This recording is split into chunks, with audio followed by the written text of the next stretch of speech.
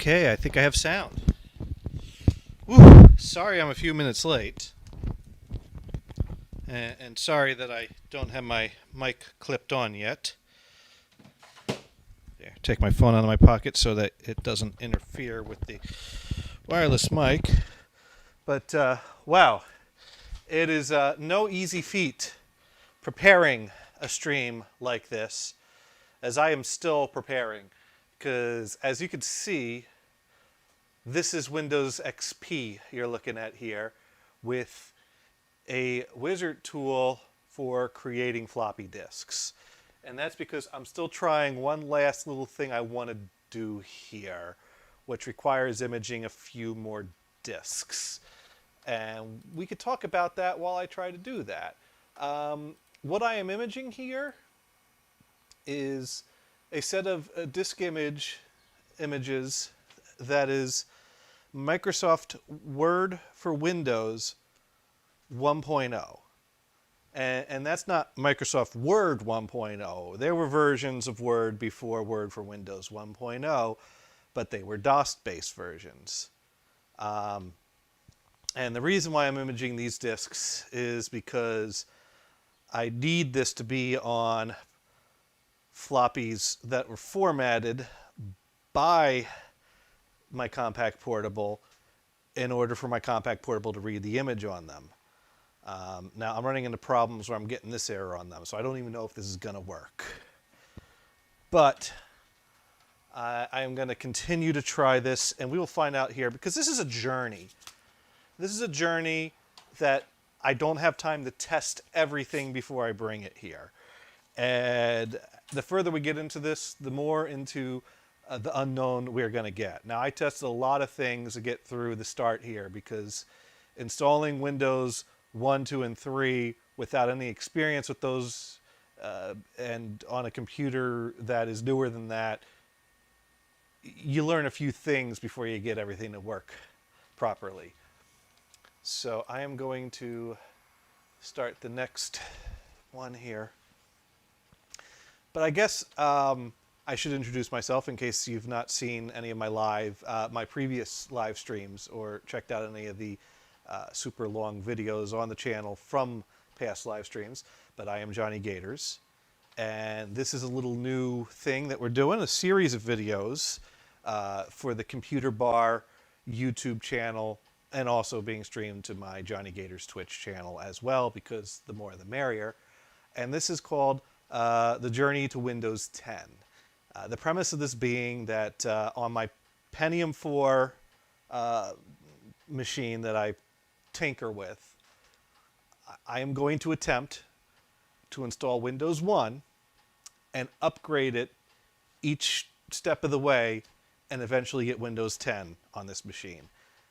Now, will Windows 10 run on a Pentium 4? Maybe. I've seen things online that suggest that it is possible, but those things also suggest it's the bare minimum requirements. I've also seen a video that I'm not clear as to the hardware of someone attempting something like this, but all in one shot and just going through the upgrade path. And that video was like 11 hours long, and I think he edited down some of the Windows 8 upgrade, because the Windows 8 upgrades and the Windows 10 upgrades ran very slow. I know people have done these types of things on virtual machines. The 11-hour video I saw, I think that was real hardware. I'm not 100% certain. But this is about more than just upgrading through all the windows for the sake of doing an upgrade path. This is also, we're going to take time to experiment and experience all the versions of Windows, which is why this is going to be a series of videos rather than one video. Once I saw that one straight shot of doing this takes over 10 hours, I realized this is not something I can do in one stream.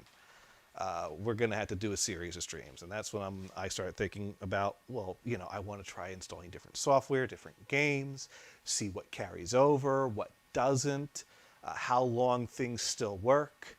I think most of us know that Reversi stops working in Windows 7, which is unfortunate because I like Reversi. And who knows? We'll find out when Word 1.0 stops working. All right, so that's so now we need the setup disk. Okay, and over here I have my compact portable. Yeah, I have two computers in front of me that I'm working at. What you're seeing being captured right now is my Pentium 4, which is set up normally to dual boot to 98 and XP. But I do have a 16. I do have a hard drive module on the primary IDE bus, which is not configured to be used at the moment, which is what we're going to wipe and start from the beginning with Windows 1. And but the thing is that while Windows 1 will work on this machine, it's not an ideal machine for Windows 1. And that's why I got the idea to bring a few other machines out along the way so that we could have an opportunity to step aside to a different machine and see these operating systems work on hardware that's more appropriate for them. So today we're going to look at Windows 1.0 working on a compact portable for a little bit. My hope being that Word 1.0 will work there, because I could not get Word 1.0 to work in Windows 1 on this machine. However, once I upgraded to Windows 2, Word 1.0 started working. So we're learning along the way. Anyways, let me see. I got my laptop up here too as well. Let me see if I can get my capture to show us what is on the compact portable.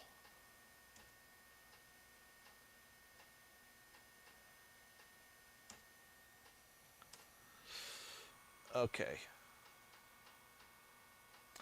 That's not.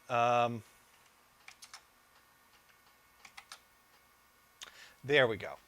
There we go. We got it. So today is the 17th. And it is currently 20 o'clock and 12 minutes. Yeah, so this machine works. And we're at a DOS prompt right now. And I have installed Windows 1.01 on this. We're going to attempt Windows 1.04 on the Pentium 4, though, because 1.04 has PS2 mouse drivers. We'll talk about that. I just have 3 more disks to try to image. Unfortunately, I've not been labeling these disks as I go, so I need to label them because they're sorted in alphabetical order by the file name rather than... Wait a minute. I'm confused. Oh, that's right. Oh, shit. Did I just fuck up? It's the problem. This is why I wish I had this done. All right. Convert to help program setup. All right. This is the disk I'm supposed to be imaging right now. It finished checking that disk. And now we want to get the tutorial 1 image. Okay. So, my apologies for not being ready to jump right into this. But this is, after all, the computer bar, is it not? So this is a good opportunity for us to kind of get settled in, grab a drink, get comfortable, and we are absolutely, one way or another, installing Windows 1 and at least Windows 2 tonight. My goal is to get to Windows 3.0. I have the disks to get us up to, actually, I can get us up to ME, but I'm not going to get us up to ME tonight because I want to at least set up some Windows 95 drivers before we really leave the 95 environment, and I don't have those drivers yet. But I have tested the theory up to ME today. Okay, that's that disk. Okay, we just got 3 more of these disks to do, and we're going to try a Word install on the compact portable. I don't think we're going to try that right away. But this is an opportunity for everyone to grab a drink, and then I'm going to get my chat windows up and see what's going on in the chat room and say hello to everyone if anyone's chatting in. I also need to check my batteries because I have not changed these batteries in a while. These batteries are good. Those batteries might die. But I do have brand new pack of batteries I bought and put down someplace. Anyways, where did I put those batteries down? Glad I bought them.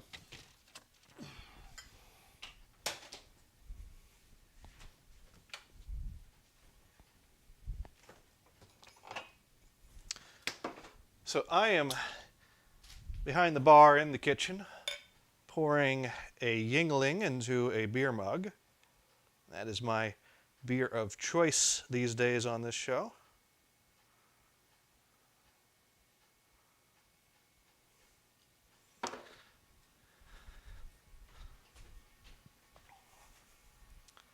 Okay. Not sure where I can put this without risk of spilling. Ah, there we go. Okay, so that disk finished scanning. Go over here. This is the second tutorial disk. Okay, so let me make sure everything's working as it should and bring up the chats.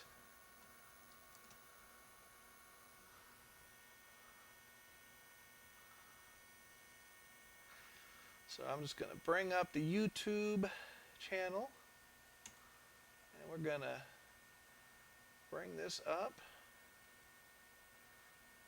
And we're going to see if anyone, okay, so if anyone talks in the chat room, I can see it now. So hopefully, if anyone has any questions along the way, let me know, or anything you want to say or add, or heck, if I come up with something inaccurate along the way, feel free to correct me. And I'm going to bring up the Twitch room as well and see if anyone has anything to say there. Chats are up, and I will make an effort to keep an eye on them along the way here. So it looks like we don't really have any views yet, but that's okay. That's okay. There's plenty of time. This stream's going to go for a while.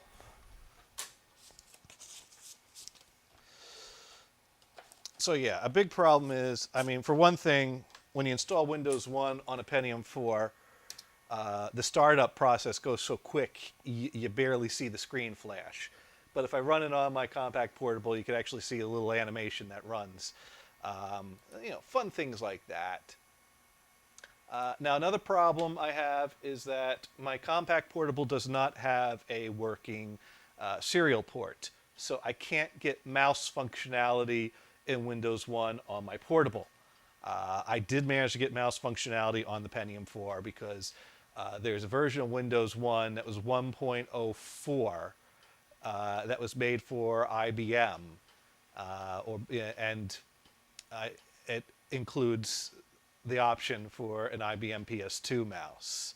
And since PCs are made to be IBM compatible, that version does work with PCs. And that was great because I was really struggling to make things happen in Windows 1 without a mouse because I knew some keyboard shortcuts, but I don't know all of them. And Windows 1's kind of limiting to start with. Windows 1, as you're going to see, doesn't really let you overlap windows. It just lets you lay multiple things out side by side. It almost has a Windows 7 to 10 feel of the way you can snap windows side by side to take up half the screen. It kind of has that type of a vibe to it. It's interesting that it took so long for them to come back to that capability. Okay, so that is ready. I don't think this is going to work. I really do want to see if we can get Word for Windows 1.0 to work in Windows 1. And we're going to try that on the Compact Portable. Because like I said, it will not work on this machine. And one thing I noticed, this machine, I have downgraded the RAM to 256 megs, which is way more than Windows 1 or 2 or 3 know what to do with.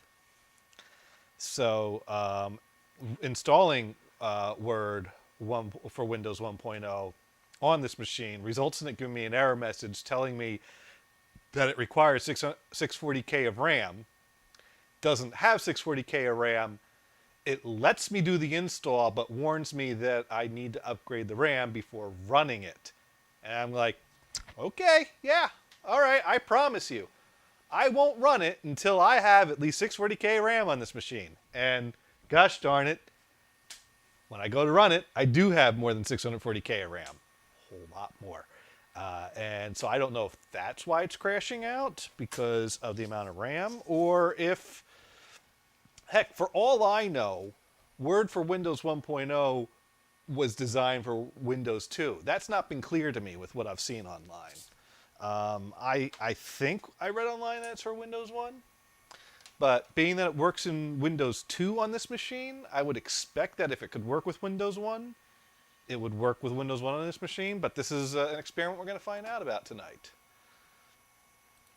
And we got one more disk to image before we test this live. You know what? This is good. We'll look at Windows 1 briefly on the Compact Portable, and then we'll shut that down and we'll focus on this machine. All right, let's go back and check the chat, see if anyone's tuning in yet. We do have someone viewing in on Twitch. Hello. And yeah, we are going to take a look at Windows 1.0 very shortly. Just as soon. You know what? We could actually look at it right now while we wait for the last disk to finish imaging. So this is running on, I think this is DOS 3.30 or 3.10. Let's, no, I was wrong. That's right, it's the Compact Portable 3 that has it. This machine is running on DOS 2.12. Compact DOS 2.12. So now we're going to go to our Windows directory. And I want to actually pull up my screen here to watch the capture as well, because I only see green screen on my little built-in screen in front of me. The capture is capturing the composite, so we should get color off of this if this works. Nope, we're getting black and white. Okay, but you saw the little animation. That's going to go by so fast that we're not going to see that when we do this on the Pentium 4.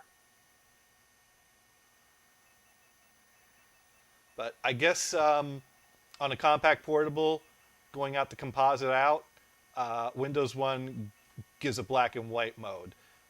You'll be able to see the color version of this once we get on the Pentium 4 with this. Let me just grab my last image. So we do have different programs that come with Windows. As everyone that's watched the great mock commercial that was made for Windows 1 by Steve Ballmer, you all know that it comes with Reversi. Yes, Reversi. So we're going to play some Reversi here as an example of what you can do in Windows 1.0. And here we got a nice grid coming up. And look at how long it took that to load on this machine. This is an 8088 processor on this machine. The first time I went from here to here, it actually hesitated and made the hard drive make a noise before it would turn the arrow into a cross. Now, I guess it's got that cross graphic in the memory, so it doesn't. So I'm going to go there. It's got to think about that. Now it doesn't think about that. Now the animations go much quicker after the first one. It's interesting the way this works. I'm not really thinking about my reversey strategy right now. This is not. Well, let's see. Got on the edge. I think they say it's bad to get on the edge early, but I don't care. I'm gonna, you know what, whatever. I'll go there. You get the idea. So that's reversey. Now, if I go, if I do Alt Tab, that will let me tab through the different programs. And as you can see, it's tabbing between reversey and that disk in the bottom corner there for the MS-DOS Executive. And I had to press Enter while holding down the Alt key to trigger it to bring back up the MS-DOS Executive. And if you close this window, you close Windows and go back to DOS.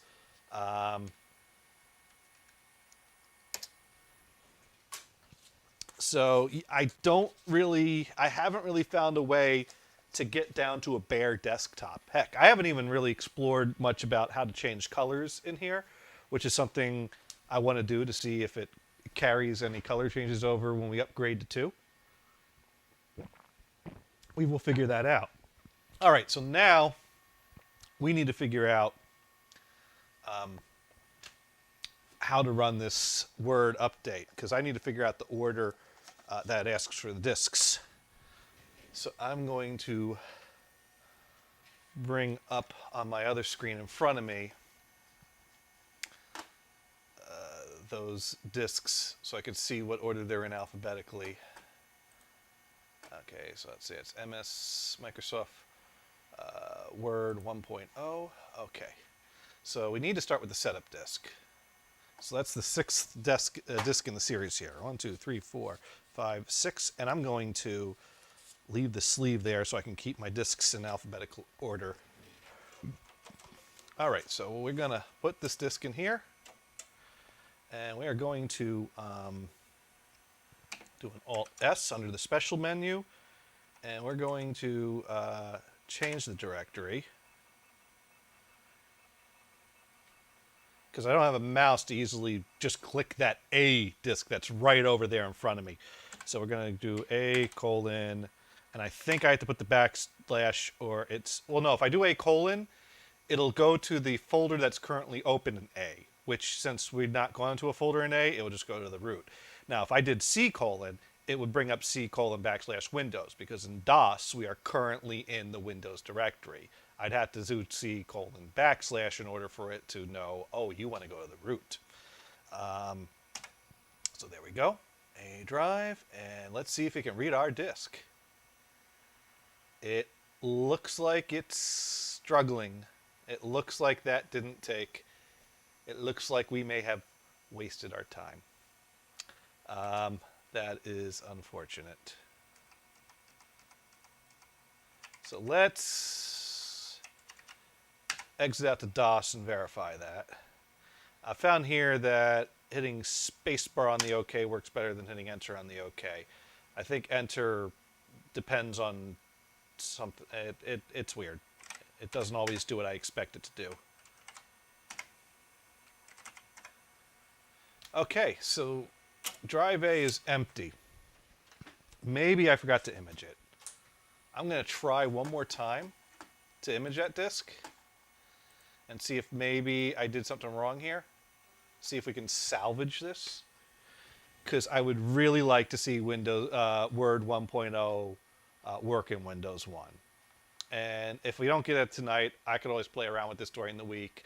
And if I get it working during the week, we can revisit this in next week's episode. If not, there's plenty of more we can do tonight. This is just the beginning. I got a CD-ROM filled of various Windows 1 apps that people have shared online. And you're probably saying, wait a minute, a CD-ROM of Windows 1 apps?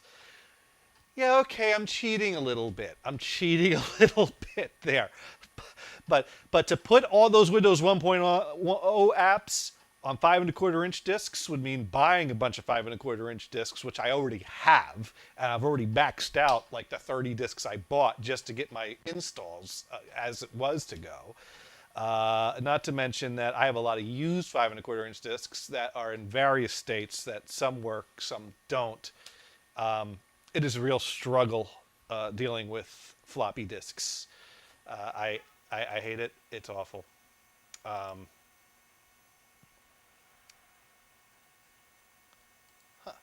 that is weird. Why did that go there? Okay.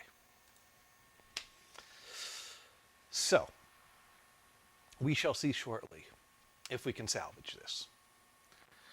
Now, what I found when I did this on the Pentium 4 is it didn't like it when I tried to run the setup within Windows.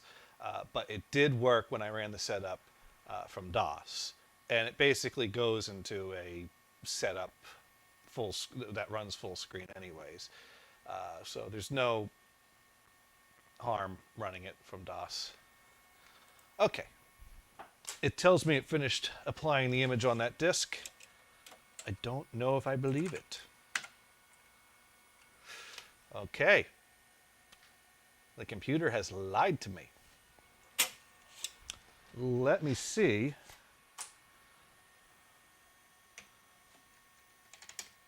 Oh, I just hit the start button and typed in CMD and pressed enter as if it was going to search and find that for me. And it opened up an episode of South Park.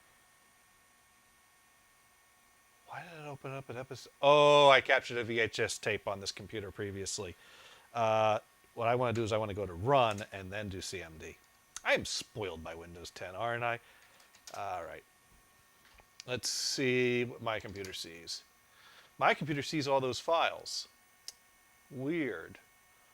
Weird, weird, weird, weird, weird. Why does my computer see files on this disk?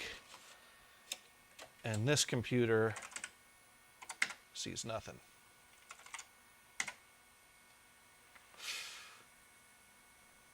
All right. Well, you know what that means? That means we have failed in our attempt to install Word for Windows 1.0 on the Compaq Portable. But that's okay, because we will still see what Word for Windows 1.0 looks like. We'll just see what it looks like in Windows 2, even though we will install it under Windows 1.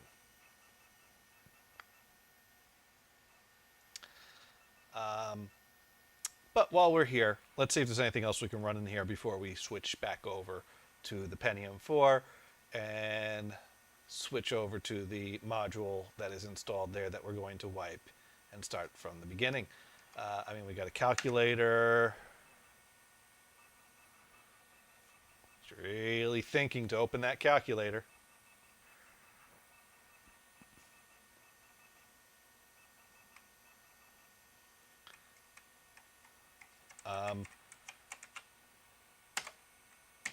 I have to use, all right, 5 plus 9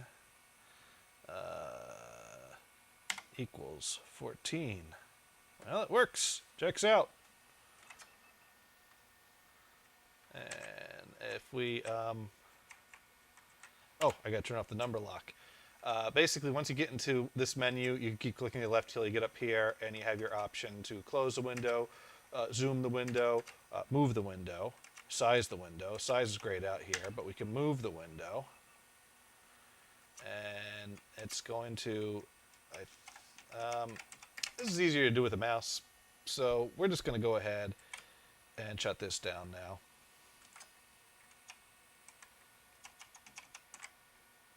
So let's get out of here. Let's end our Windows session.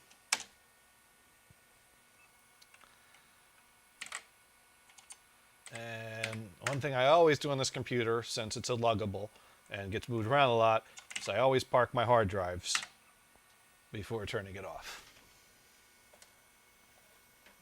Okay. Now to find the power switch.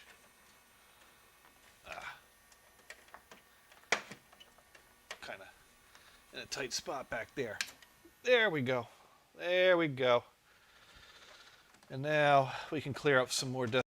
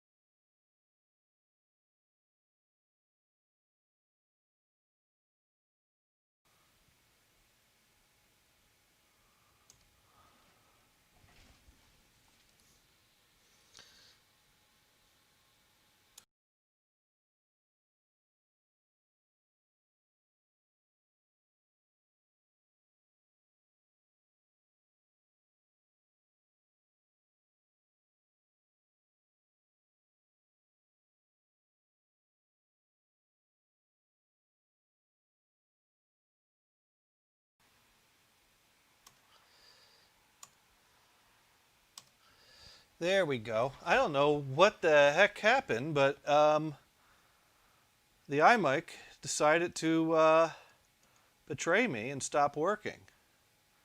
But that's okay. We're back.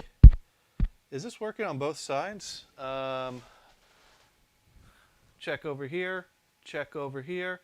Okay, good. All right, so we are in our BIOS settings of the Pentium 4, which we see has a 1.2 meg legacy A drive, although we're using 360K formatted disks, but they were all imaged on this drive. They all work nice here.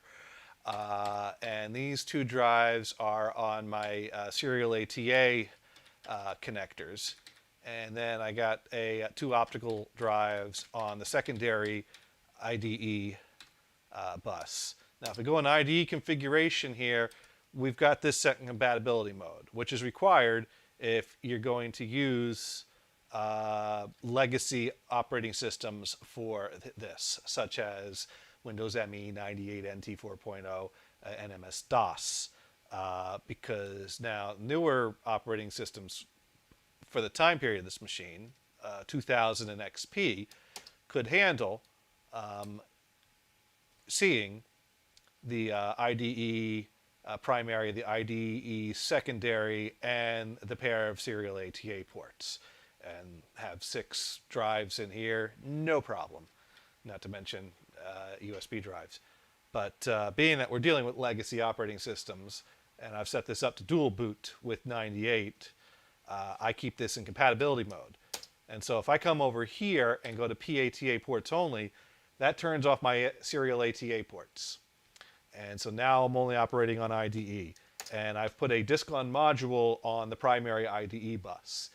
That is where we're going to be doing this journey through Windows. So going into the BIOS and manually setting this is kind of something I use as a switch to switch between my 98 XP dual boot environment and this little module that we play around in. So now that we've done this, we can go ahead and put in the first disk we're going to deal with, which is disk 1 of MS-DOS 5.0. I don't have actual official DOS disks, not for 5 anyways, but we're going to go ahead and F10 and save. And the reason we're using DOS 5 is because, well, I started with DOS 6.22. And DOS 6.22 didn't play nice with Windows 1. It gave me a bunch of gibberish on the startup screen, and it crashed out more frequently than it has on other operating systems. So I tried DOS 5 because that's what other people online had done. The problem with DOS 5 I have on this machine is if you just go through the default install, it sets up DOS to boot into the DOS shell. And the DOS shell, for whatever reason on this computer, doesn't like my keyboard and won't recognize it. I also had that problem with the Windows 3.1 setup. I had to do a little trick to get that to work on this computer. So then I figured, well, Windows 1 probably would be happier living in like DOS 3.30. So I tried DOS 3.30. It worked fine in there. The problem with DOS 3.30 is that the biggest partition it can make is 32 megs. That's going to give us problems real quick as we get into Windows 95, 98. Now, with DOS 5 or 6, we get 1.5 gig roughly for our partitioning. And that's plenty of room to work with into 98 and ME. That won't be a problem. And at some point along the way, Windows should give us the option to convert our FAT16 partition to an NTFS partition. And also at some point when we get into later Windows, we should be able to run partitioning tools to expand out the partition to be larger, since I do have a larger module that can hold more than 1.5 gig. But if I start with 32 meg, I got to figure that out a whole lot sooner in earlier versions of Windows. So I really wanted to start with something that was going to give me a big enough partition to get into the realm of Windows, ME, around that area. Since we're going through consumer versions of Windows, I figured we'd do ME. Even though I never used ME, I always hated ME. I used Windows 2000, but if we're going with Windows 95, Windows 98, the true successor to 98 is ME and XP Home. So we may as well do that to be consistent. So we're going to go ahead and we're going to exit this because I already have a partition on here that has been tested out up to ME. And yes, the Windows ME install did complete, and it gave me 2 or 3 blue screens along the way. So it has stayed true to its reputation. Way to go, Microsoft, on that. I'm going to check the chat really quickly here before we continue on. No one has written in yet, but do feel free to write in if you have anything you'd like to add or any questions that you have. I do talk fast. My apologies, but, we'll try to have fun here. So the first thing I'm going to do here is I'm going to put in disk 2 of DOS because the fdisk command is on disk 2 when it comes to DOS 5. And that's where we need to go if we're going to blow out that partition that I was already playing around with and start with a fresh disk.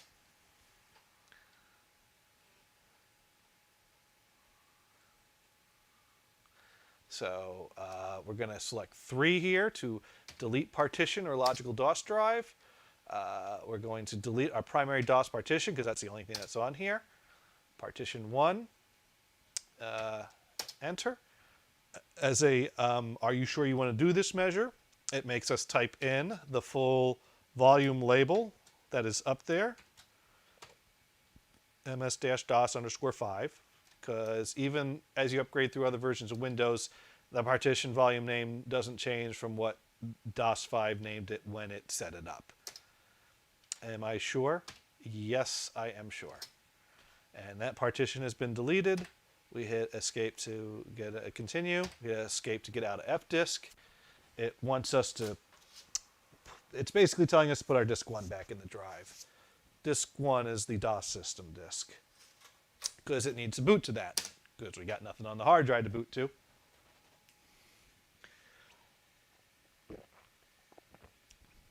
And we're rebooting. Ooh dear. I'm going to get a coaster and a paper towel, because I am making a mess with my beer mug.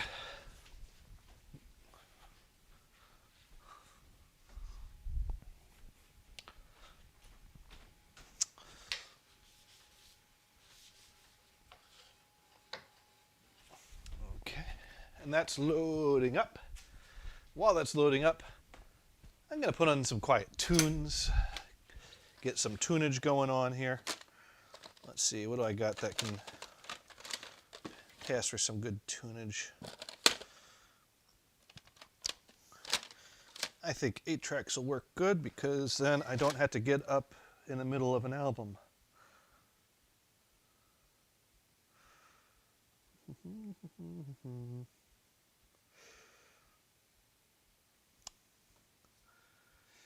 Let's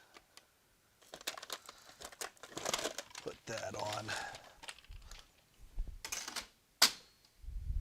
After all, what is a bar without tunes?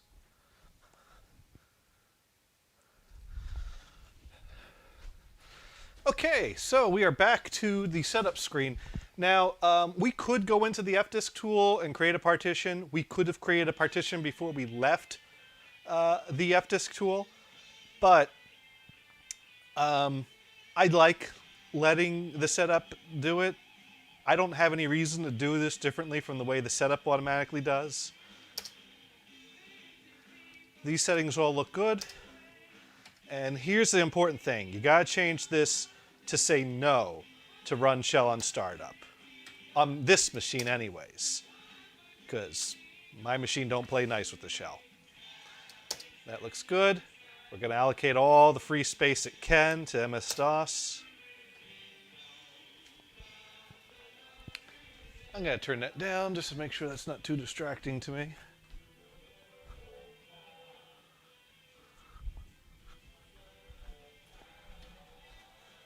Okay, so that has created our partition and is rebooting automatically. And as it comes back up, it's going to automatically start formatting our disk.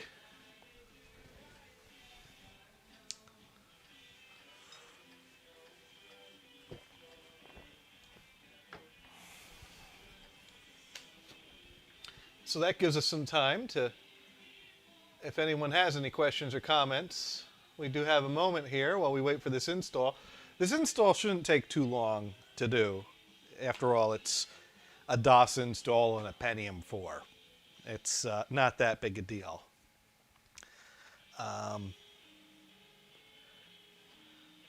So yeah, just about anything can be a DOS machine. Now, one thing I've not had a chance to play around with is to try to get DOS drivers for my sound card. Currently, what I'm using in this machine is a Turtle Beach Santa Cruz sound card, which I have had since, man, I bought that off of eBay in the early 2000s.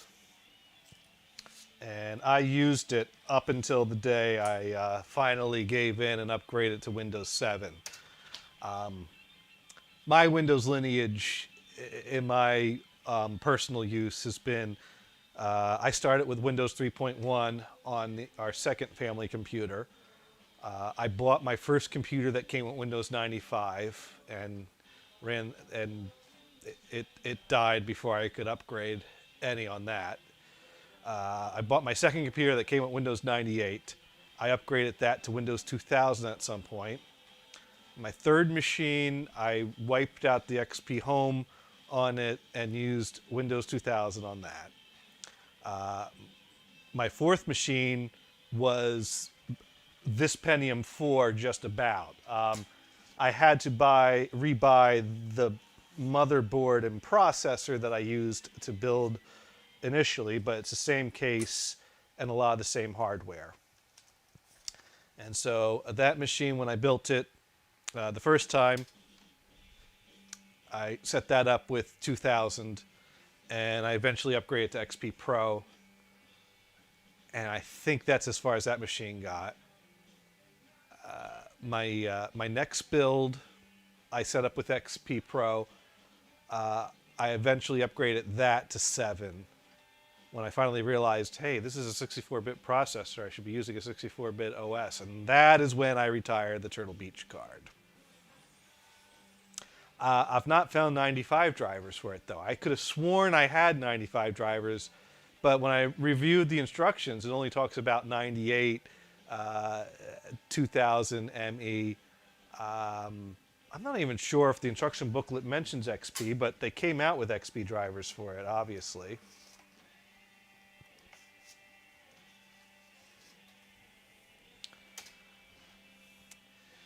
So I don't know. Oh, that is disk 4. Oh, the door didn't snap down. Let's try that again. So I don't know. I found some information online talking about the Turtle Beach Santa Cruz card, and someone had a link to some DOS-based drivers for it, but the thread that I found that in was someone asking, how do I get this to work? I can't get this to work in DOS. And people responded by saying, well, you just check the box in Windows. And it's like, no, that's not what he's asking. He wants it to work in DOS, period, no Windows. Not Windows-based DOS. So I have not had a chance to experiment with that. And so that is why I'm thinking we're only going to get up to Windows 3.0 today. Because when we get into Windows 3.1, I want to really have a chance to play around on something that I have 3.1 drivers for video and audio. Because that is a serious version of Windows that, you could really take advantage of some hardware on. Whereas Windows 1 and 2 are pretty much Office tools, and 3 is basically 3.1 Lite.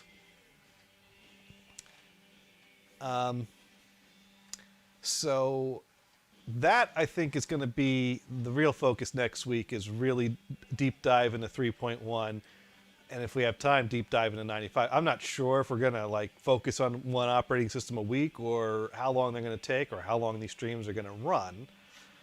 We'll really see how this unfolds as we do them. Okay. So that is our DOS 5 install process. And now we take disks out, it reboots again, and we are going to start up in our DOS prompt because we told it not to start in the DOS shell. And then we're going to do cheat number 1. And I don't know if cheat's the right term to use. I kind of hate the idea of cheat. I'm trying to be pure here with hardware use. But we're going to install CD-ROM drivers because that's going to make things a whole lot easier to have the ability to use optical drives. And so to do that, I hid 2 files onto my DOS disks because there was enough room on my DOS disks for those 2 files. And I basically just need to get those 2 files over. So the first file I hid on the DOS 5 disk 2, which is not here. I thought I hid it there. You know, sometimes my computer lies to me. We may have to do a little playing with wires. Oh, you know what would help? It would help if I actually switched to the floppy drive. Oh man, that was a bonehead move. So here on DOS disk 2, I threw nec_ide.sys. I got this file off of a Windows 95 boot diskette. And that's not 95 retail, that's 95 OEM 2. That has a boot disk that comes with CD-ROM drivers right on it that work for my CD. So this is not a specific driver I got specifically for my drive. This is just, I guess, NECIDE, some kind of generic drive. It works. So I copied it. So I'm going to go to the C drive. I'm just going to copy nec_ide.sys.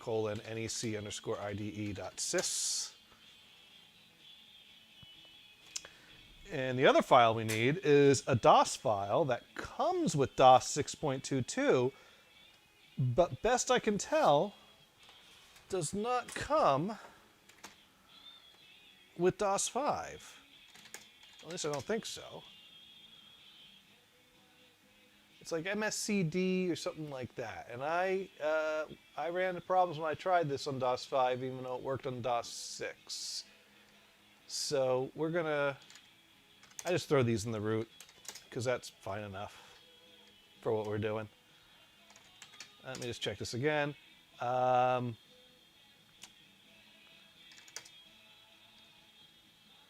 Okay, it's not here. Apparently I'm bad at remembering where I put things.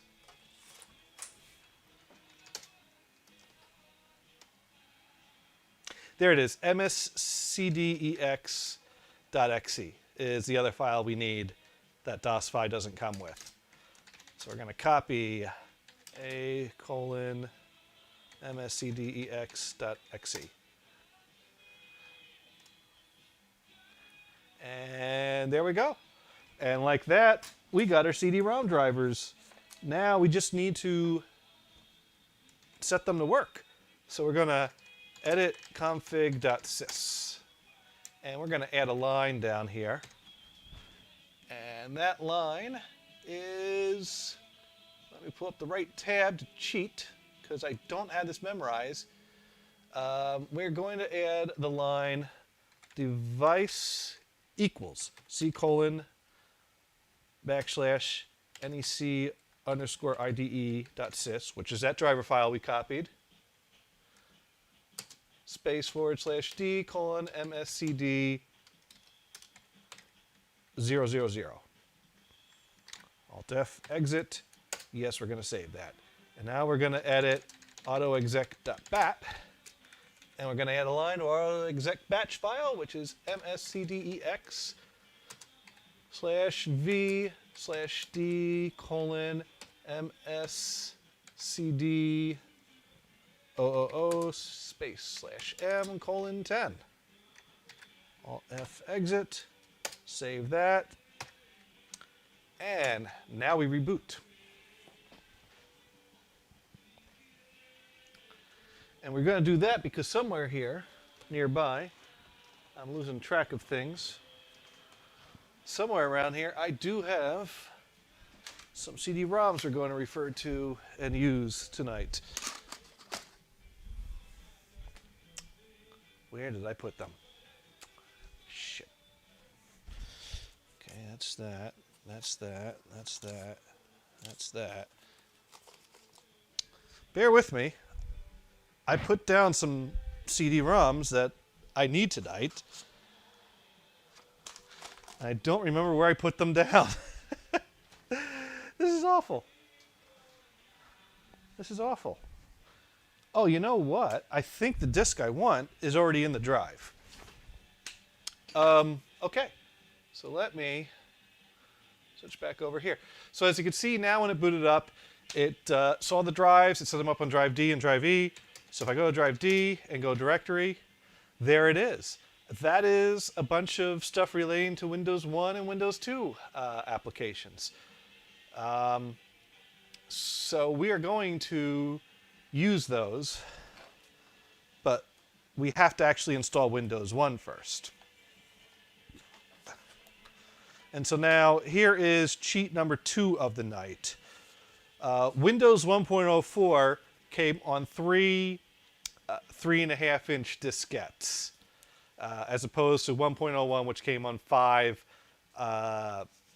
5.25 discs. And you might say, well, how did you get those 3.5-inch discs onto 3 5.25-inch discs? Because they were 3 720K 3.5-inch discs, and I didn't have the right kind of 3.5 floppies to format to those images. Not to mention, it was inconvenient. I didn't have enough 3.5 anyway. So I format these 5.25 to 1.2 meg and just copy the files over because they don't have to be system disks or bootable. They just have to have the files on them. So now we can go ahead and put in disk 1. And we're going to go Back to the C drive, make sure we're in the root. We're going to go to A drive. And just check our directory to make sure. And that's got the setup.exe on it. So we're going to go ahead and type setup. And this is a very different Windows setup window screen than we're used to seeing. So we're going to go ahead and press C to continue. We have the option to press C or Q. Okay, and it asks us what directory we want to install into. We are going to install into the directory Windows. Same name they still use this day. That has stayed consistent. So they want to make sure that I have all the disks I need, which is the 3. I need to know what kind of mouse I have, what kind of graphics adapter I have, what kind of printer I have, if any, and how the printer is connected to the computer. No printer, so that's easy. So we're going to go ahead and press C to continue again.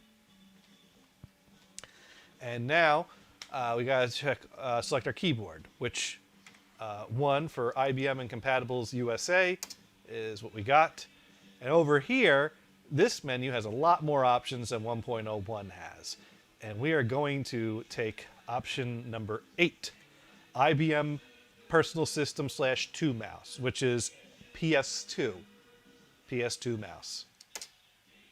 And for here, I believe the 1 and 2 options are for your older grayscale or black and white or green screen type of IBM business computers.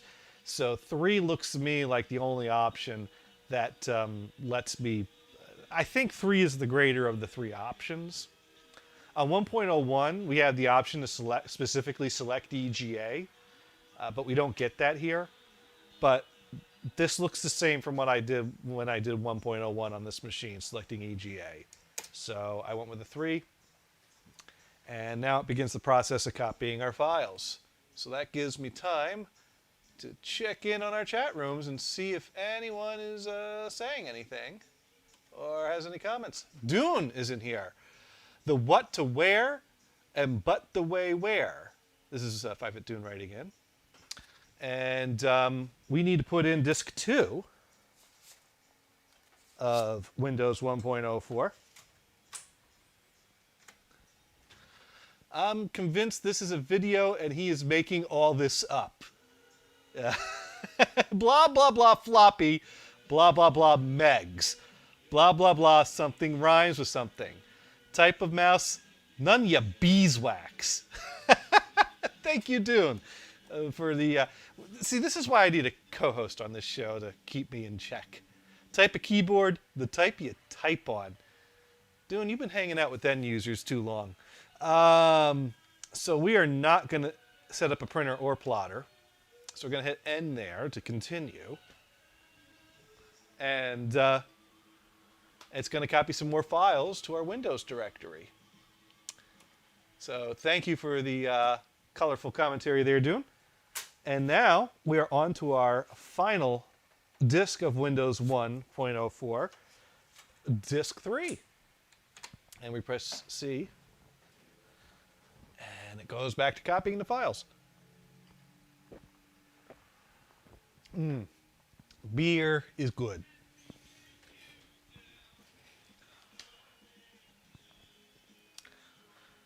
So let's see if Dune has added any commentary.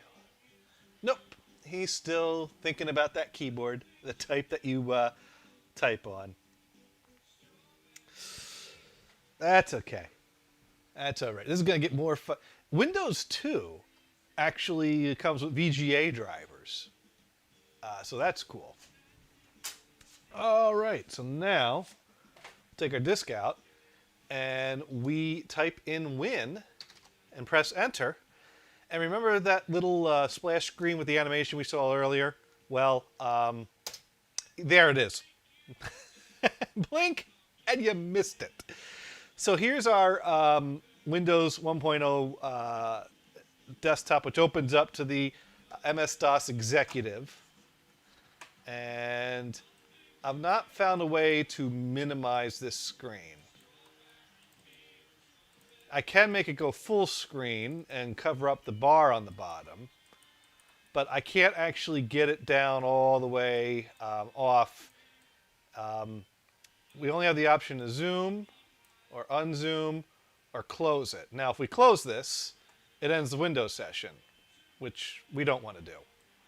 So this pretty much runs Windows. This always is open. The best I could do is make this fill part of the screen with something else. So right now we're in the Windows directory that we're looking at, and it comes with a calculator, as we saw earlier. And we can, oh, there we go. Now we're down to a desktop. Now I can't right-click and select properties to change my desktop background, unfortunately. But we can bring that back up. And we can bring that up. And now we can get these side by side here. And let's see, this window lets us drag it up and down.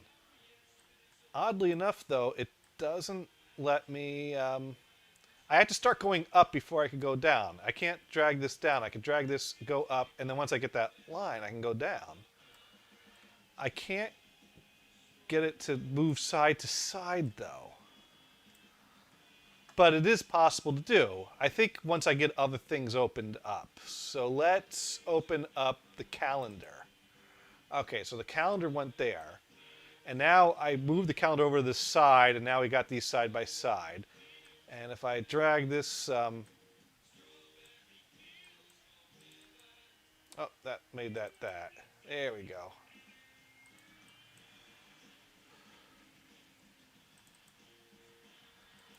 Yeah, it's hard to control this. This is not intuitive for me. I lost my... oh, I closed the calculator, I guess. Oh, we got a clock. There's our clock. There we go. We can get her side by side. So now we can see what time it is. We can see what's going on the calendar. So yeah, let's see. Let's go ahead and let's put some things in here. So what is it? It is right now 9 o'clock. Okay. There we go. 9 o'clock. Installed Windows 1.04. There we go. 10 o'clock. Audience has been asleep for 2 hours. So we got entries in our calendar there. And now we could go ahead and save that. We're going to save that. You know what we're going to do? I'm going to come back over to the DOS executive over here. And I'm going to double click on the C drive to go back to the root of C. I'm going to come on a special and create a directory. And I'm going to create a documents directory. That way I can save as C:\\document. Oh, did I call this document or documents? Oh well. Document /win1cal. I think there's like an 8-character limit to files in this. I've run into that problem. All right, and now we can go ahead and, oh, we could set an alarm. Yeah, we set an alarm for 11. I don't know what that's going to do, and we're not going to be in here at 11, so let's go ahead and close that. And we're going to go ahead and close the clock. So let's back out of here and come back into our Windows directory, because as Steve Ballmer said, it comes with Reversi. Yes, Reversi. Except in Nebraska.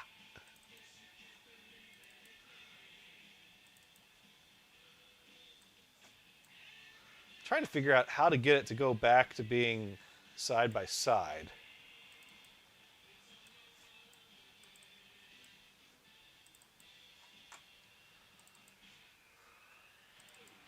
Oh well.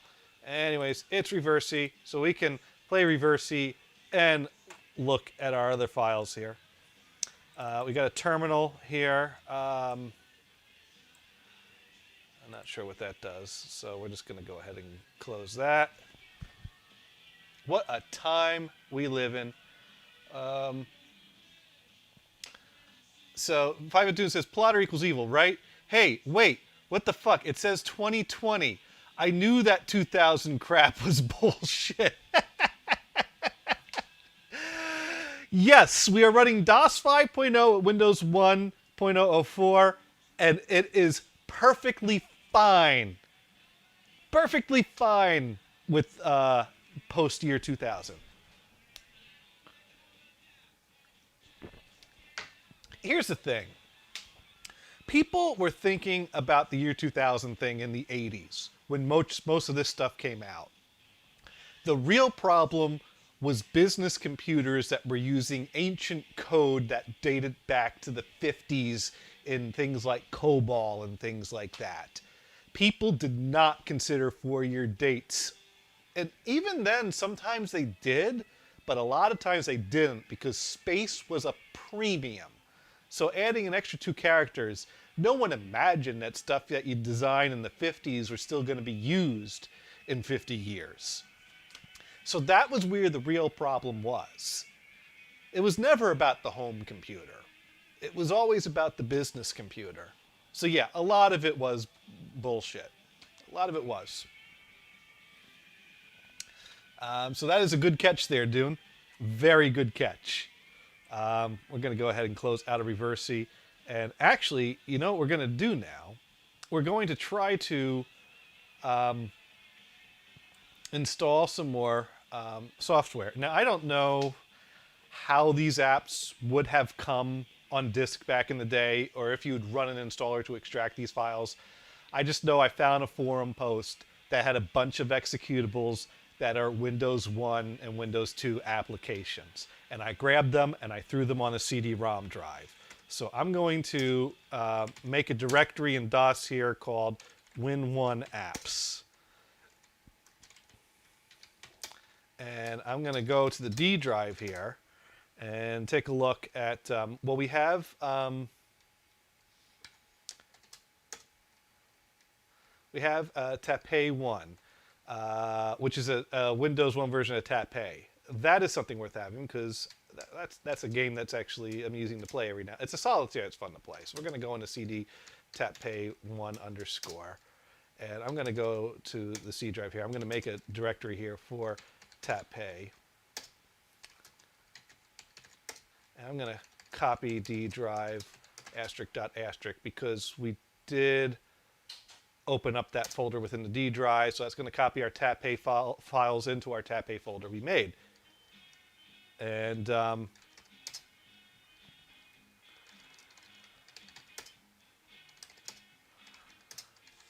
let's see what else we got in here. We got here W1 W2 app is a zip file that I found that just had, this is where I have a bunch of executables. I don't know what these all do. So we're going to copy, you know what, we're going to copy all these.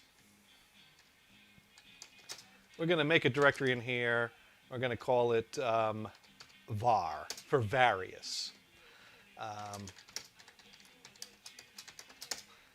And that will copy all those files in there. I've not even had a chance to test all these, so this is going to be fun.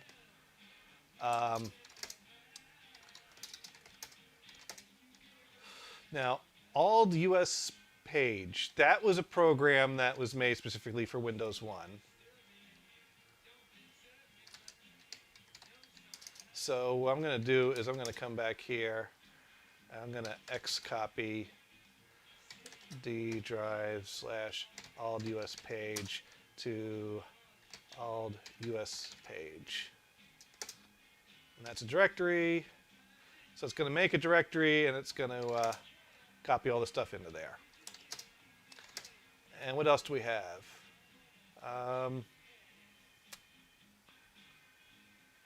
We've got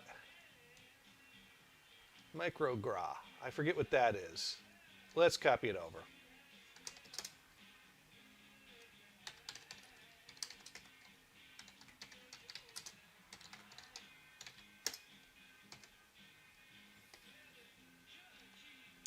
All right, now here's the part where we start to cheat. And the reason is because I did not make a set of install disks for Word 1.0. And so I have a bunch of files on here that's an installer, but for some reason, when I copied all the files onto a CD-ROM and I load the CD-ROM in DOS 5.0, it turned all my hyphens into underscores, and the install process expects to see hyphens. So not only do we have to copy these files over, but we have to rename some of the files for this to work. So this is not the proper way to install Word 1.0, but you get the idea of it. So we're going to make a directory here for Word1inst, because that's our installer. And we're going to go cd ms word1 underscore. Bear with me. We'll be doing stuff here before we know it. Okay, this is my images. I have another disk over here.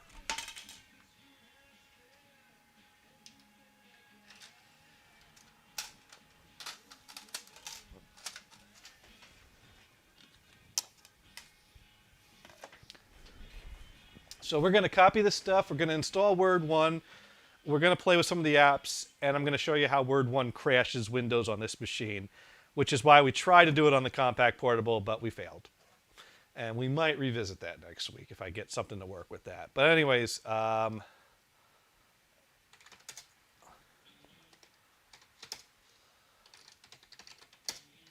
right.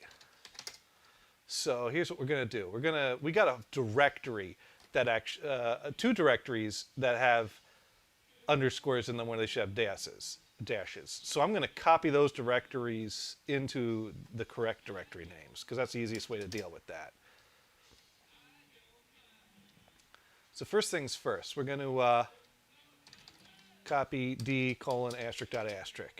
So that's going to copy all our files, but not the subdirectories, because we're not doing an X copy.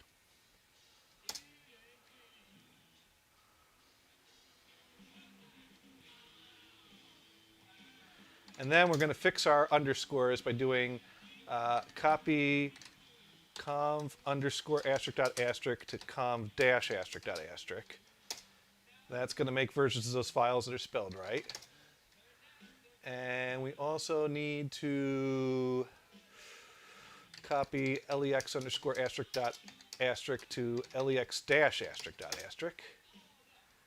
All right, and we need a few more of these before we can do this. Copy sin underscore asterisk dot asterisk to sin dash asterisk dot asterisk. All right, I think, oh, we need to copy PCW underscore to PCW dash. If we don't do this, it's going to crash out when we try to do this. All right, now the next thing we need to do is we need to, all right,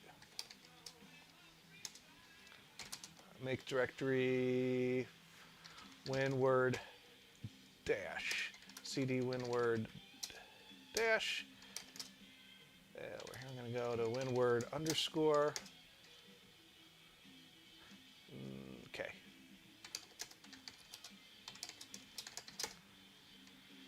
Okay. All right, we're almost done here. There's one more of these I got to do, and that is symbol underscore W, and then I just got to copy two folders.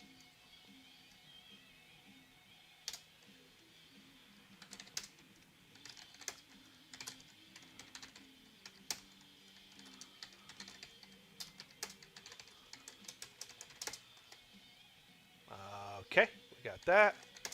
Okay, and now we can go here, and we need to copy the library folder and the symbol, I think? The symbol folder. Library and symbol. And that we can do with the next copy.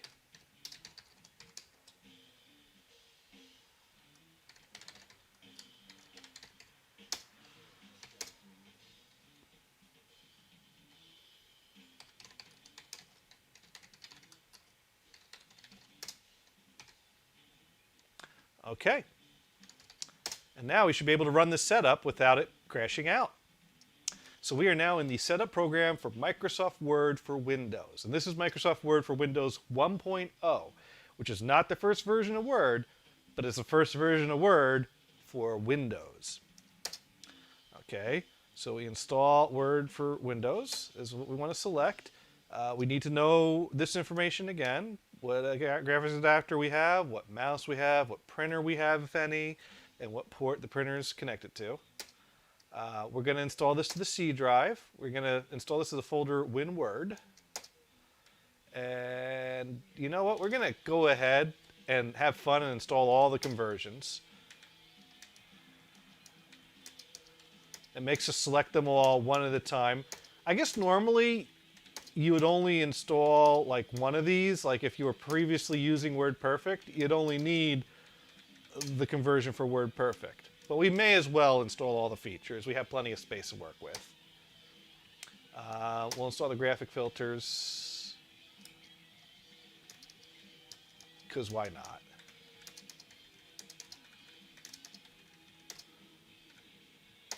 I'm like, you know, just install it all. Give it all to me. But we don't need print drivers. And there we go. Uh-oh.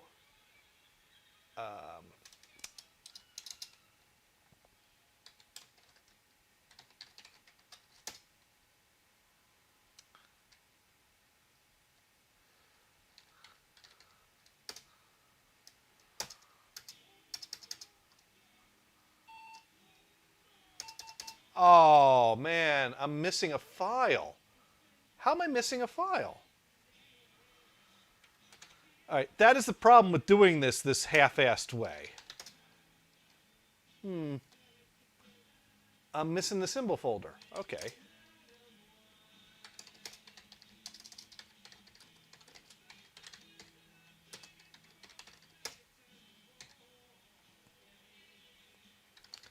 All right, let's try that again. Oh, I did that wrong.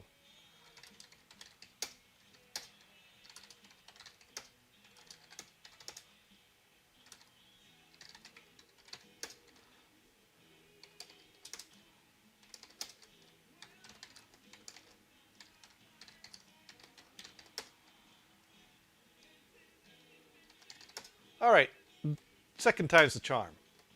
So we're going to install Word again, and we're going to install it to the C drive, to the same directory. We're just going to copy over those existing files. We're going to go ahead and install the conversions, which it already remembered our selection from last time. We're going to install the tutorial lessons. We don't need any print drivers. We're going to go ahead and install the symbol fonts now that we have our files. So now it tells us Microsoft Word for Windows has been successfully installed. We have to restart our computer and then type WinWord at the system prompt. If you have a 386, type WinWord 386. Type Win 386 WinWord. Huh. We could try that. I haven't tried that. So let's go ahead and reboot. And the main reason it wants us to reboot is because it modified the autoexec batch file to include WinWord in the path. So that way I could type that and have it work. So while we're rebooting, let's see. Dune writes in, the real problem is there was no problem. It was all crap. Well, it wasn't all crap, but okay. Do you have the global thermonuclear war file? Sorry, Dune, don't have that one. Accidentally deleted it. Dune knows the password if I did.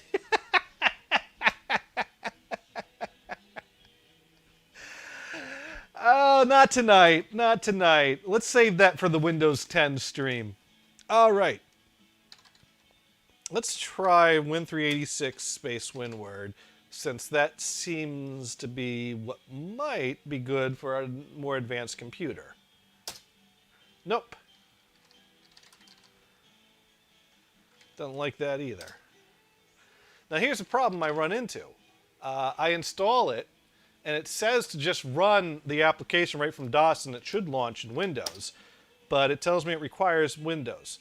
So I'm not 100% certain Word for Windows 1.0 works with Windows 1 because I've not been able to make it work. What I have found is if I launch Windows, and if I go into the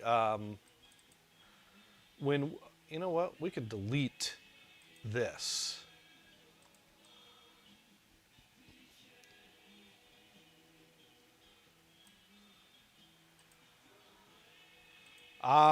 Windows will not let me delete a directory.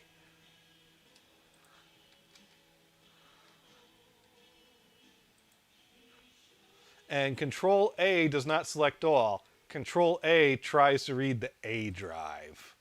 Let's see if I can do a shift click. Oh, no. Shift click is like a control click in Windows 1. This is great. This is wonderful.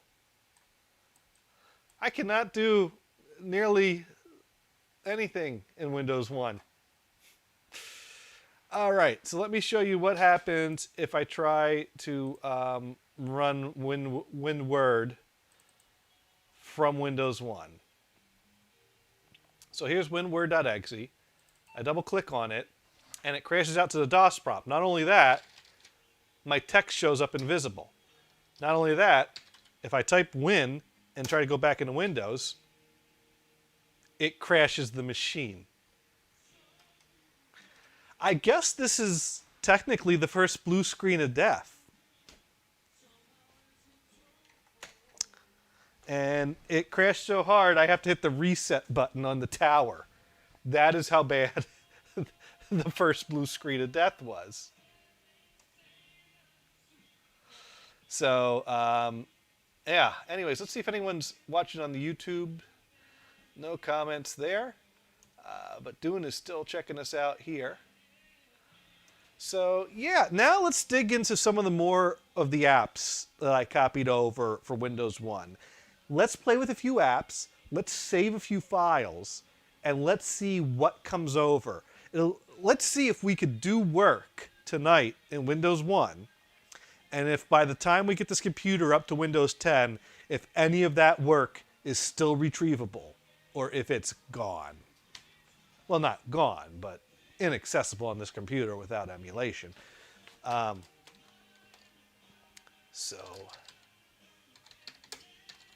right, so we're going to go back in here, and we are going to go to the root of C, and we're going to go to this Win1 apps folder we made.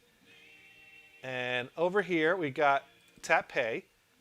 And so here we go. If you want to have some fun with Windows 1, there is that.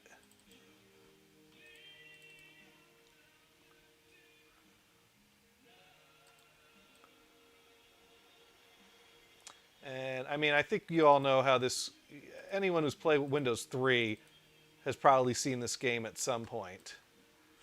You know, you basically got to match your tiles and try to clear the board.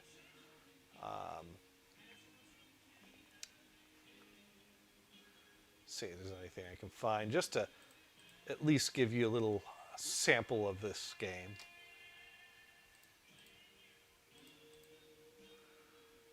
You get the idea.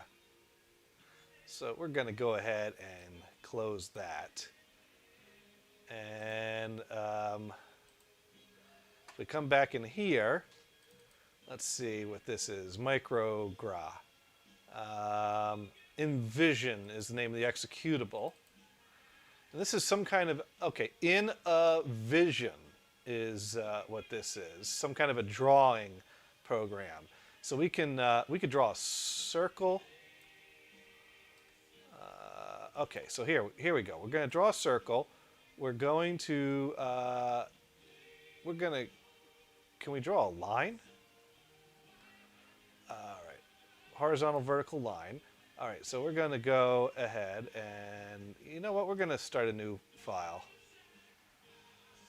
Let's see if we can undo with Control-Z. Nope, Control-Z does something else. Control-Z zooms.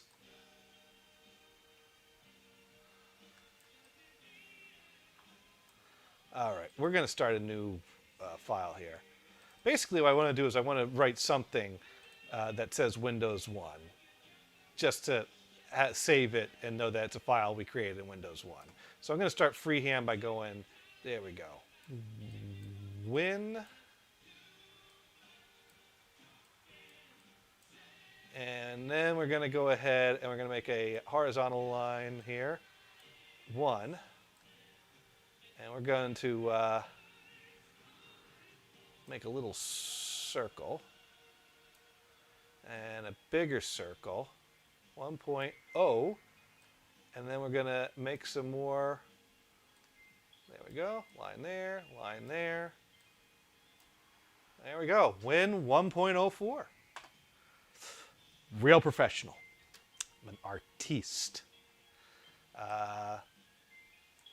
Let's go ahead and make something green here. And let's go ahead and make a rounded rectangle just to underline all this.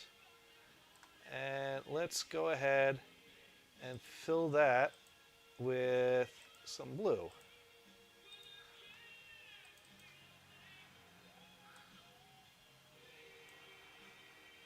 There it is. Or we could fill in lines or like that. Let's get fancy. I don't like that.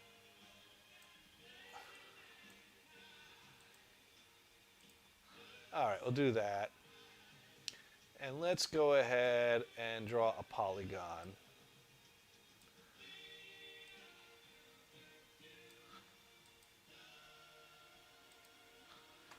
And we're going to fill that one.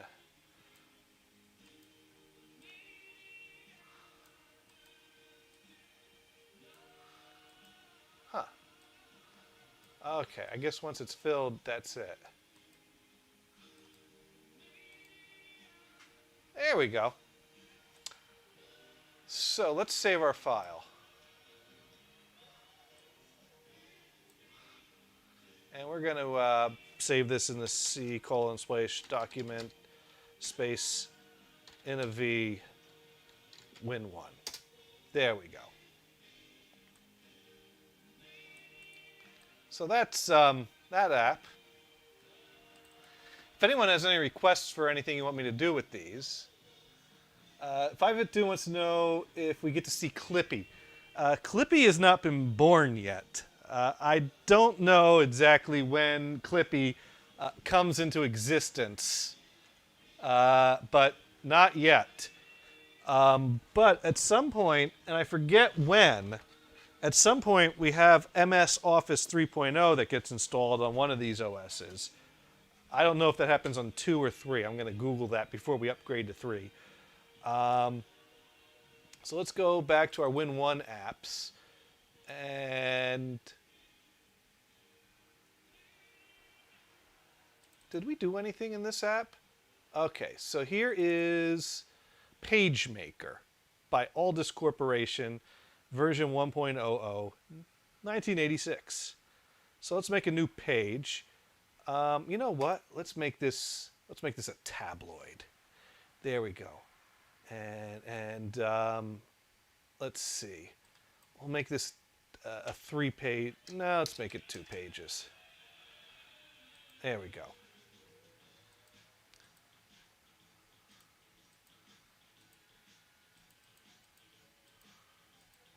All right. Oh, there we go. 1, 2. Okay, so we could select our 1 and 2 buttons over here. Okay. So let's go ahead and let's just throw a little something in here. Let's go italic. And let's go ahead and let's see.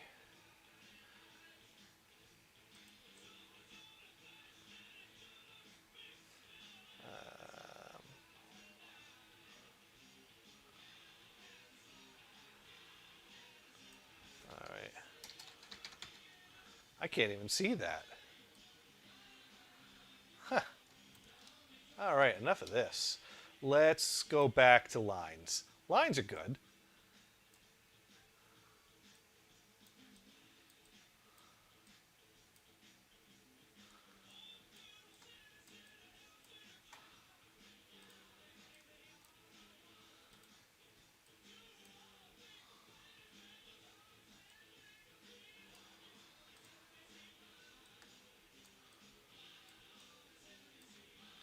There we go.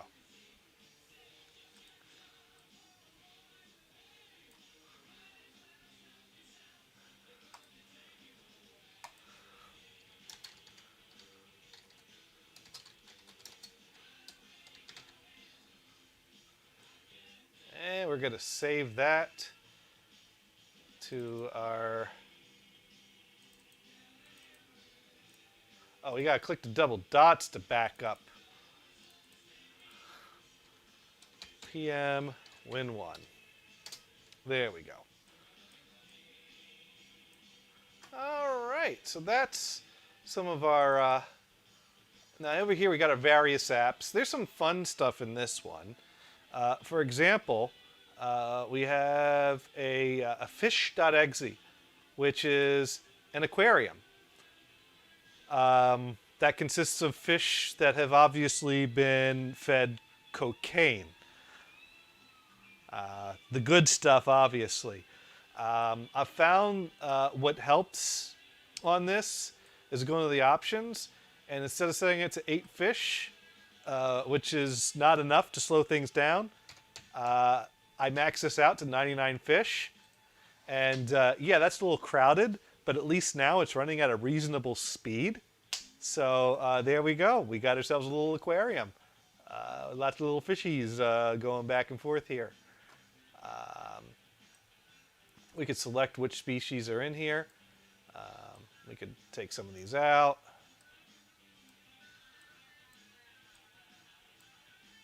You know, if we wanted to make them all one kind of fish, I think we have to wait. Oh, there we go. See, now they're all the same fish. That's boring. Let's add the species back in.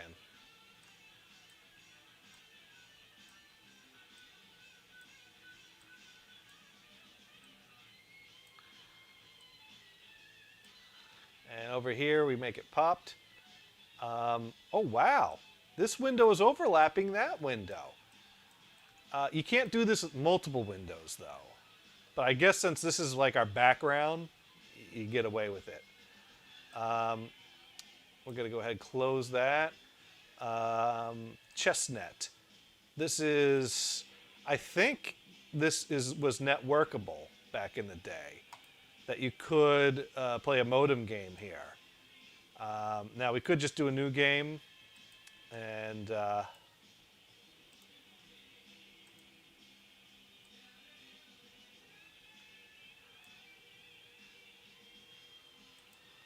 had this working before just locally. You could play just a 2-player game and just take turns clicking the mouse, but I can't seem to get it to work now. Calendar Pop. It's a little calendar that pops out that, once again, as Dune is so fond of seeing, says 2020 right on it, as if that is completely normal. Still no Clippy, though. All right, so let's open that up, and let's open up the fish. And let's... oh my God! I didn't think this was possible in Windows 1. I thought Windows 1 disabled the ability to overlap windows. I'm going to have to research if this is just a Windows 1.04 thing, or if I've just misunderstood what I've read about Windows all these years. But there you go. You can totally do that. F9 now slaps Kerwin contents to clipboard. F7 now slaps screen to printer. Microsoft Windows Slap version 1.02. F9, Control F9 captures current window. Alt F9 captures into whole screen. Shift F9 captures current whole window. All right, so if I do Control F9, where could I take that to? Okay, that's a word puzzle. See, that's a thing though. I don't even have like a word pad. Oh, here we go. Right. Paste. It pasted the OK button. I only captured part of the window. I only captured the active thing in the window. This is an OK button. It is OK. Because Windows 1.04 thinks it's OK that it's 2020. Y2K be damned. Windows 1.04, Johnny Gators. All right, we're going to go ahead and we're going to save that into our C:\document /when write. And we're going to save that in the Microsoft Word format. Oh, let's not do that. Let's just save it. Because Word won't support that. All right, is there anything? Well, we got Notepad. Just a little old text document made on a Friday night in Windows 1.04. Okay, save as. Let's see, :document /win1 txt.txt. There we go. We're going to find out if all these still work as we go through. All right, so here is the first version of Paint that came in Windows 1. And we're going to go ahead. This is the thing that people that usually go through this upgrade path usually do. They usually install, make a file in Paint, change some colors, go on to the next install. So I'm hoping that this is a little different take on things by taking a little more time in each version.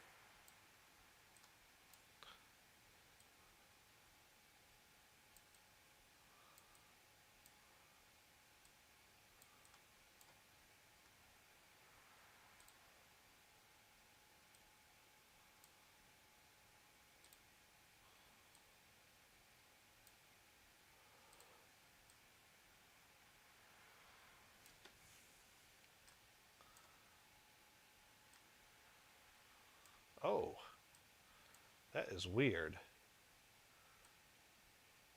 Okay, there we go.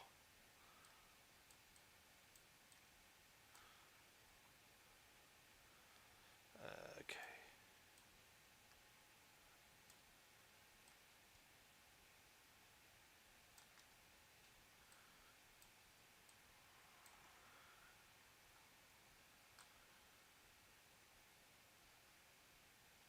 Do we get any colors here?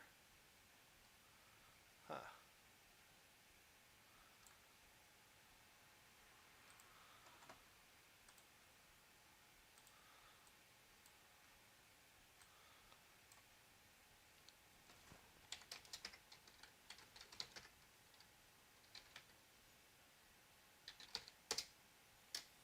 Oh, that's too long of a file name. It really only wants 8 characters in a file name. That sucks. There we go. win1pint.msp. All right. Is there anything else we should do before we move on to Windows 2? Anything else anyone want to see here? I mean, we did Notepad, which makes a text document. We did Write. We tried to do Word.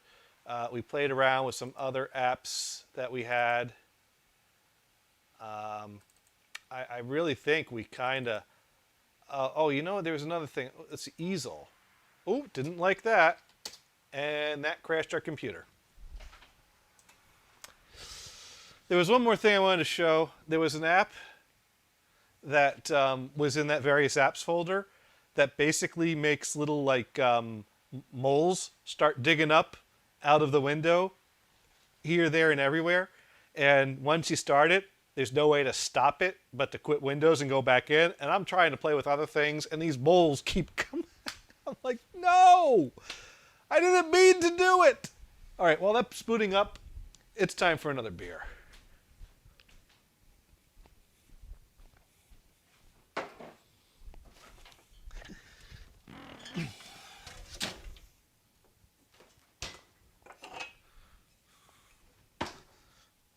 Not only that, it's time for another tape.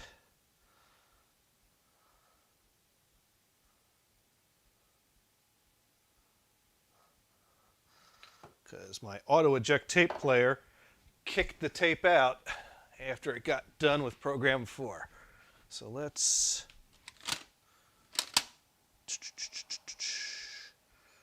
what looks good in here?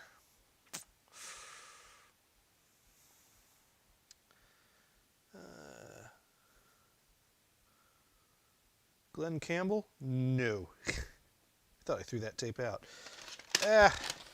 Can't go wrong with a K-Tel.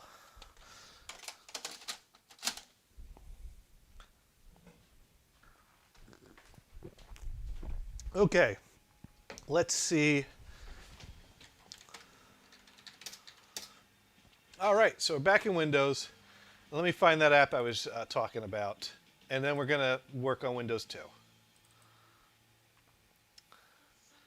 Let's see, what's boxes? Okay, that probably is meant to run much slower than it does. That's our calendar pop.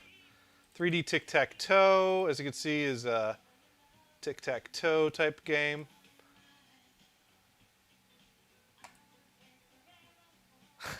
Nice try.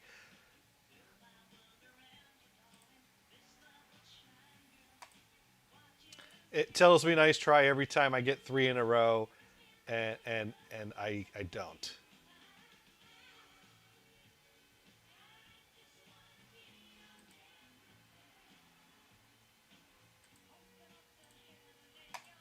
There we go. And that's how you win 3D tic-tac-toe. Dialogue. Dialogue editor. Okay, it doesn't look interesting to me. Let's see, disk sector looker. Okay, this is giving me information about my disk. This could be a good technical tool if you need to deal with that. Flasher.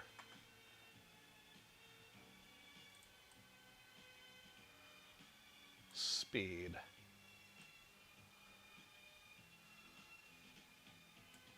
Okay, there we go. We got a little disco action here. 5-bit doing going, so this is supercharged because of the processor? Yes. Yes, because Windows 1 came out in like 86. And in 1986, we bought an 8088 for our family computer. Although 286s certainly were around. I think 386s are certainly not. Basically, yeah, running this on the Pentium 4 is a little extreme.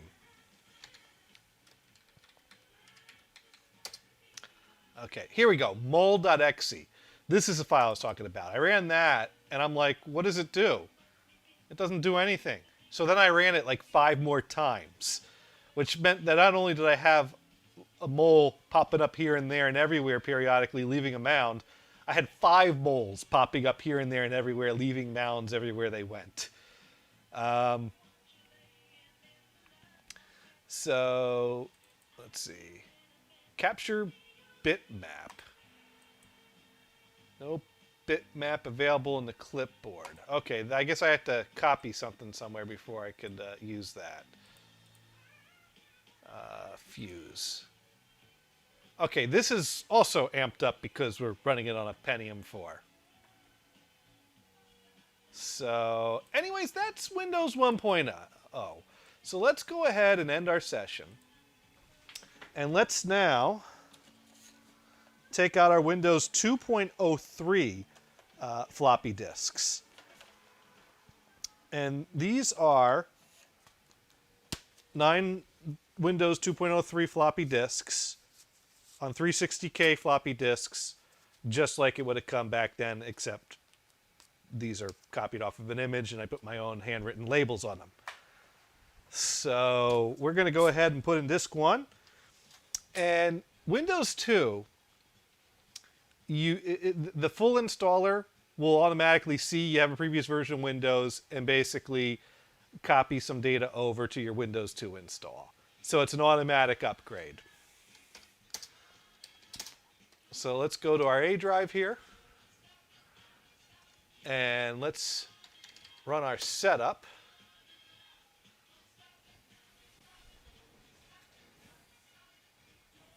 And I can put this over here now that I'm not using the Compaq Portable. This setup looks very similar to the Windows 1 setup, except that instead of pressing C to continue, we get to press Enter to continue. And once again, we need to know what mouse we have, graphics, printer, and printer port. So we're going to go ahead and press Enter to continue. And once again, we're going to stick to the same directory. And because you do have the option to install it to a different directory and just keep Windows 1 and 2 side by side. But that's not what we're doing. We are going to upgrade all the way to 10. We're going all the way. Not tonight. Maybe save that for a third date type of... No, never mind. All the way to 10. Okay. So we are going to say this is for an IBM PC XT AT or compatible. Because we're using an IBM... This is a compatible PC is what we've got here, basically. And over here, we have the option for a VGA video. That's a US keyboard that you use to type on. And we are going to use a Microsoft mouse connected to PS2 mouse port. I have a feeling IBM Personal System 2 mouse would work just as well as this. I'm really not sure what the difference between these two options are, or if they just put them there and they do the same thing just so that someone doesn't say, how come my Microsoft mouse that plugs into the PS2 port isn't on here? With the answer being, just select IBM PS2, idiot. But here we go. I found that works. And this reviews our settings for our keyboard and our mouse and our video adapter. And yeah, we want to keep that, no change. And so now it's going to install our files. And so now we basically go through our disks. Dune wants to know, will 10 be a total dog? Yes. Unfortunately, we're going all the way with a total dog. This machine meets the bare minimum requirements to install 10, and I've not even tested that. I have a feeling that this will run 7 32-bit, no problem. Going to Vista, I think will be okay. 8 will be problematic. We're also going to take a stop at 8.1. And 10, I don't know if it'll even do it. But I really think, basically, the way this idea came about is I tinker around with this machine. This is my tinkering machine. This is my nostalgic tinkering machine because it's the same hardware as my first build with much of the hardware from my first build. So I really like to just play around with this and see what I can make it do and what things I can do on it. And so I had a spare drive, and I decided, let's install DOS on it and see what we can do. And, you know, it installed DOS fine. And so what I really want to do is I set it up to be a 98 XP dual boot. That was fine. But I was curious to play around in 95 again. And so I was like, let's get a 95 disk. Let's install 95. We don't need a printer. We're going to use United States country settings. Okay, now we need our next disk.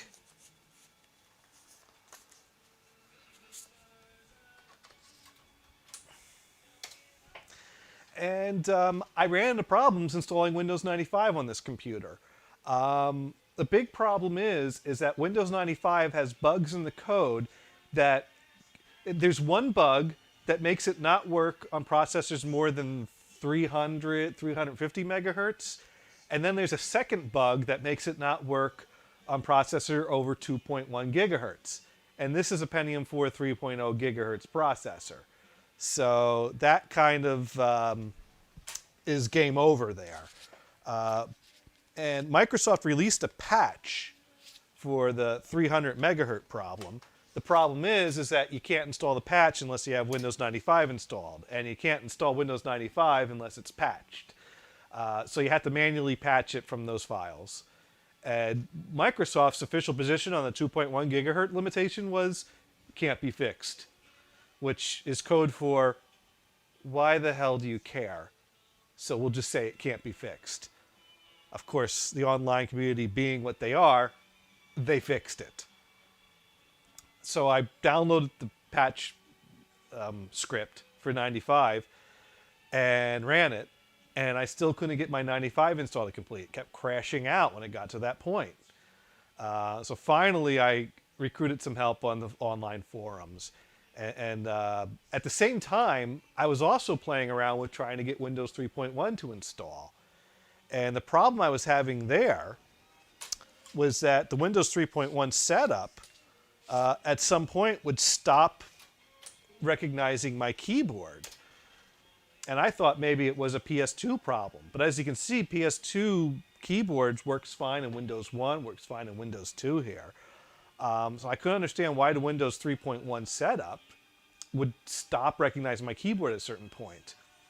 And so someone clued me in, well, try setup /I, because that will tell it to not try to auto-detect your hardware. And it's when it's auto-detecting your hardware that it seems to stop recognizing the keyboard. Sure enough, that did it.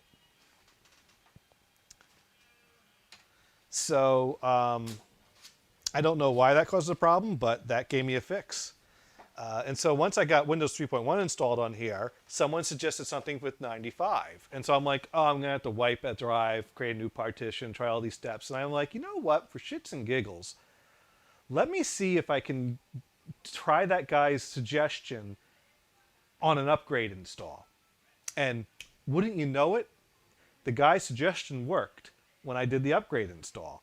And that's when I thought to myself, I got a machine here that I've gotten to run all the early versions of Windows and is, you know, a pretty screaming machine for its time. I wonder if I could get Windows 10 on it. And I realized a Pentium 4 is probably the only hardware you could technically do this on in real hardware. Go through every version of Windows. You could do it on a virtual machine, but what fun's that? Once again, the Windows 2 splash screen flew right by there. So 5-bit Doom Right Sense, the question is, what is still present from the DOS install at the point of Windows 10? That is what we're going to find out at the end of this series of videos. Now, the one guy that did do this previously, he didn't explore every operating system, and it took over 11 hours to do every install. So that's why this is going to be a Friday night thing for the next, I don't know, few weeks, months. And I have a feeling at some point, like when we're done playing with Windows 7, I'm basically going to kick off the Windows 8 update, and that's the end of my part of the episode. We'll just let it run overnight. I might even let the stream continue live streaming it overnight while I go to bed. But yeah, that's what we're going to do. We're going to find out what's still here every step of the way. So here we are in Windows 2, which looks very similar to Windows 1, but a different color scheme. Now, I know people set colors on these, but I don't know how to do that in Windows 2.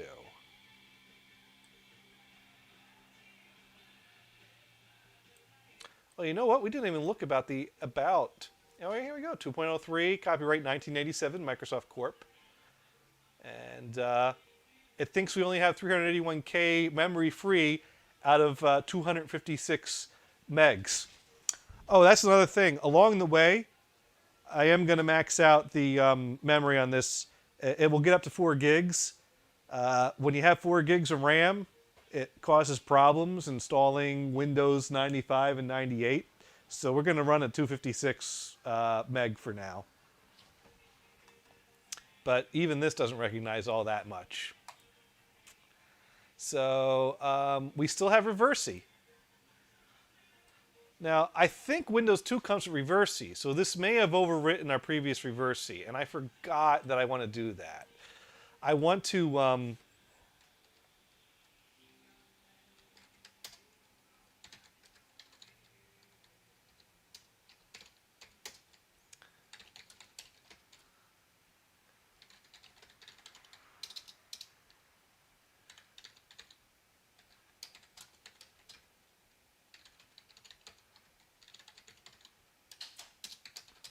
I really don't know if there's a difference between the different versions of Reverse C, but some point between this week and next, I'm going to go back and get the Windows 1 Reverse C executable just so I can compare them side by side. And we're going to see how they all work as we move forward.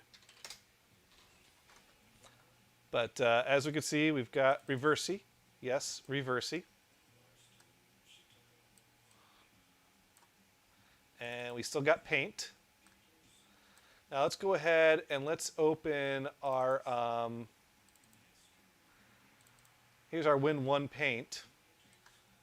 And now what we can do is we can go ahead and we can, we're going to use spray paint this time. And we're going to go ahead and put a little Win 2.03. Let's make sure that really looks like a 2. There we go. Now we've now tagged our Win 1.04 with a Win 2.03.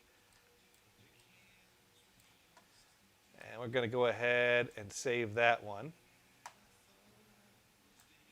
Let's see what else. I wonder if we could just open up documents directly and they'll know what programs to open them up in. So here's our text document. Okay.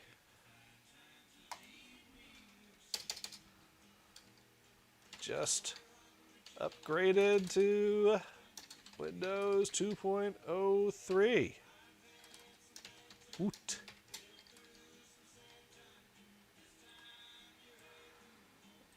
Okay.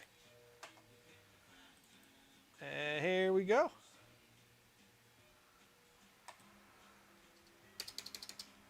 That button is still okay. Now I'm on Windows 2.03.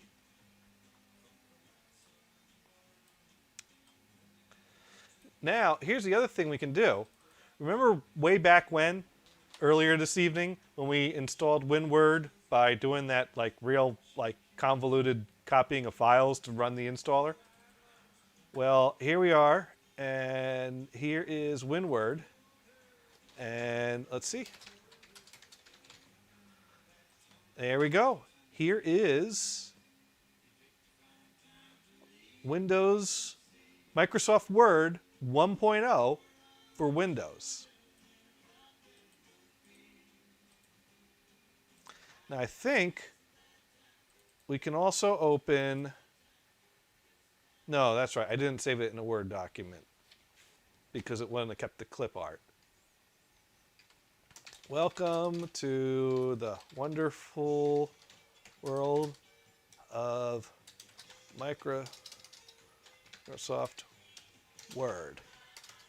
Although this is version 1.0 for Windows, this is not the first version of Microsoft Word. There were versions for DOS. I couldn't get this to run in Windows 1.04, but it is running fine now in 2. What is this, 03? Yeah, 2.03. And we're going to go ahead and we're going to save that document.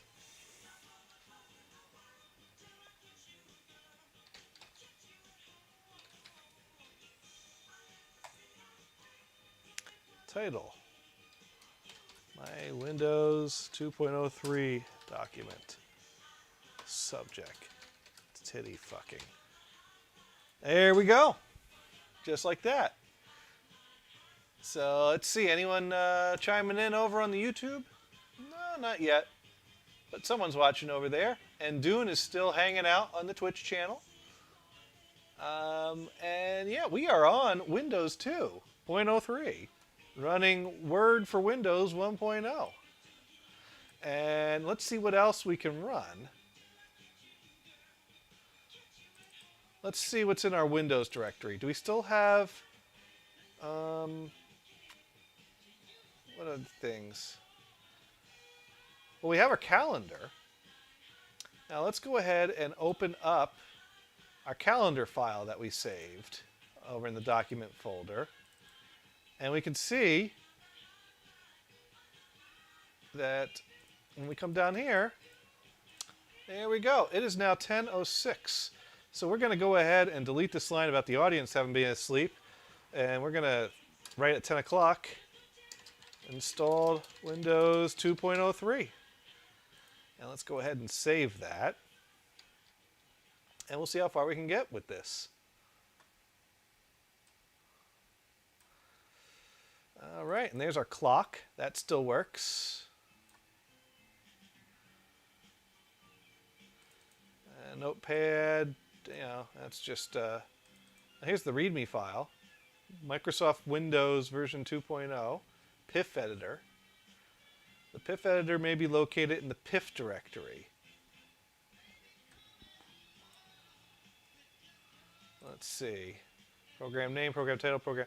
So I think this is like to set up an installer program information editor so that you can make a file that tells it how to install so you don't have to navigate the menu.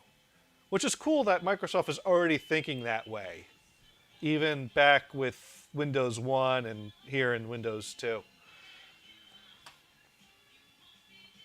Okay, so let's go back to see what other documents did we create in Windows 1. Let's see, this is... Oh, not all these are going to open unless we open them in the document they're in. But here's our... Okay, so we already did that. That was our paint document, we edited. So now we got to go into our... here's our Win1 apps folder here.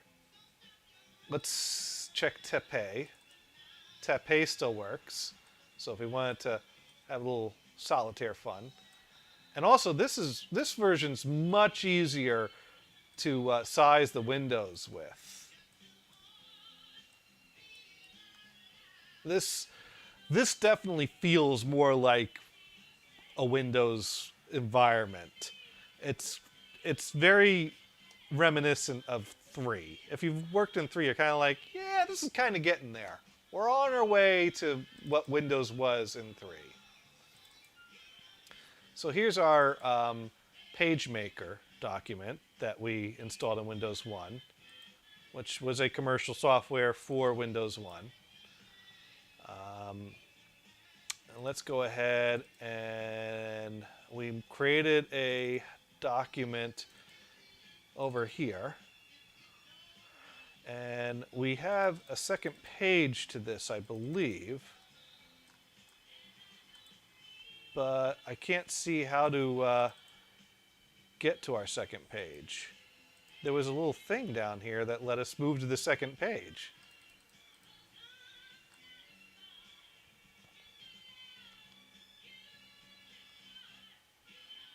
Here we go. Go to page 2.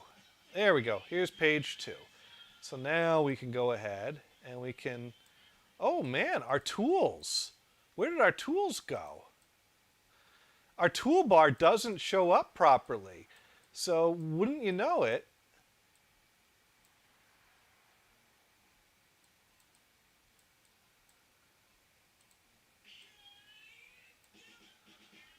This program does not play nice.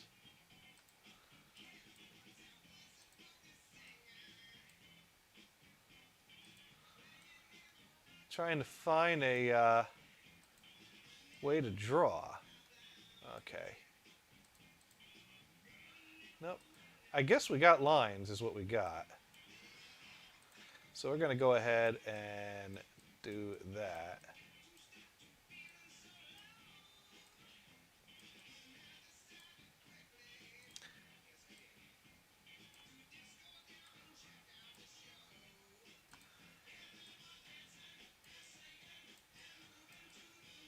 All right. There's our second page. Let's go ahead and save that. So, yeah, PageMaker technically works kind of in Windows 2, but not as functional. The toolbars don't load properly in Windows 2. So how about that? Piece of software that was broken as soon as we got into Windows 2. What a bummer. I wonder if they made an updated version. All right. So now we come back here to our Innovision. And we're going to load our drawing that we made earlier. There we go. We got to go up a directory, document. There it is. Win 1.04 with a few little artistic flourishes. We're going to come down over here. And we're going to draw... we're going to do freehand this time.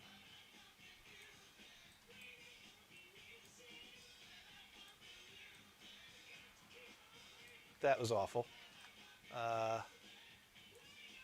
Can I undo that? Oh, I guess not.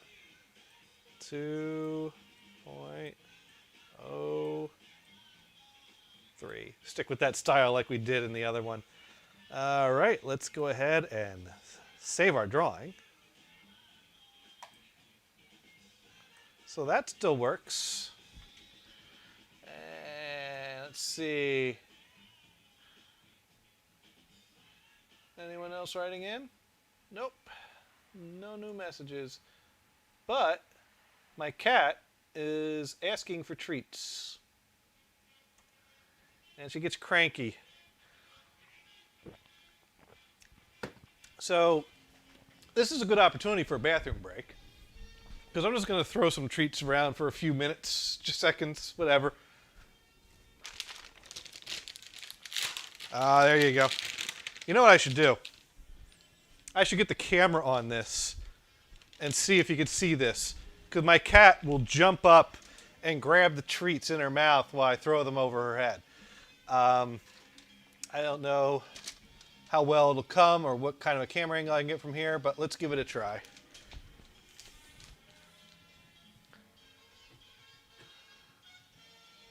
Yeah, that column's kind of in the way of where she usually is, but you should see some running back and forth from the cats.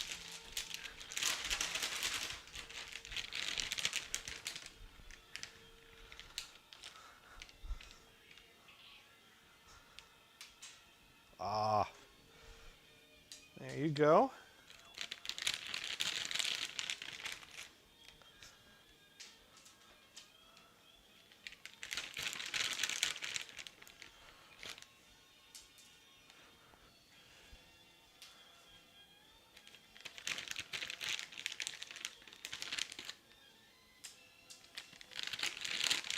All right, let's see if you can catch this one. Oh, you missed it.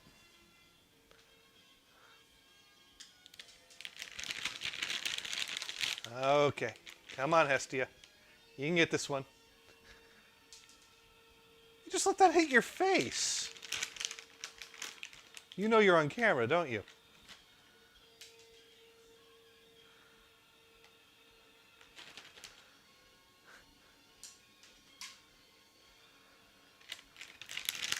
All right, one more for each. Well, one to keep it even. There's one for you, and one more for each. Yeah.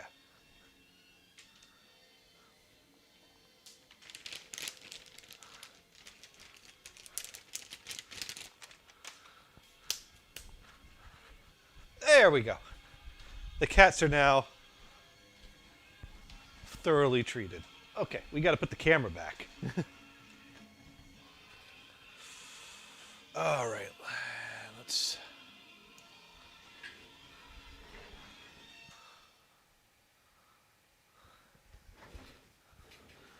right, we're back.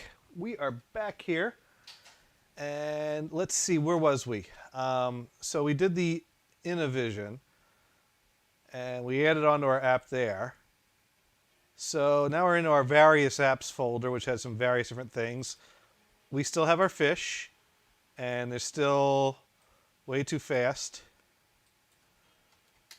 So we got to fill that up. And we still got a 3D tic-tac-toe, which holds the color scheme of this blue background. I got to see if I can change that. Here we go. Now Chestnut's loading. So yeah, I could play a game with myself if I wanted to.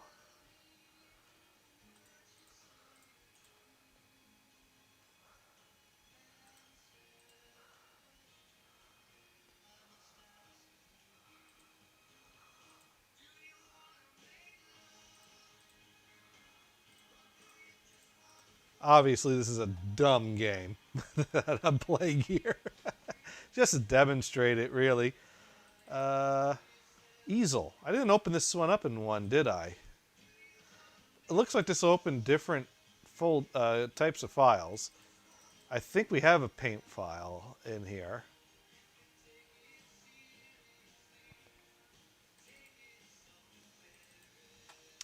So yeah, there's our paint file that opens up in this easel program.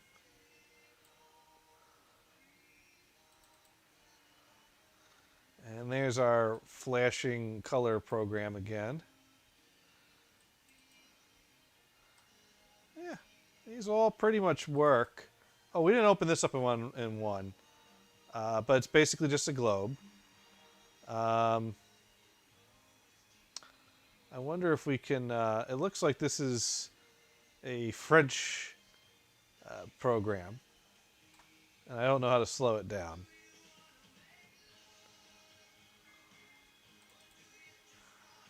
Oh, Lucas's problem. You can only move a square where the cursor is across. Okay. I'm not sure what the deal is with this. Oh, you can jump. I guess the idea is... Oh, they can only move in one direction, and you want to get them all to the other side. And I'm already stuck. Huh.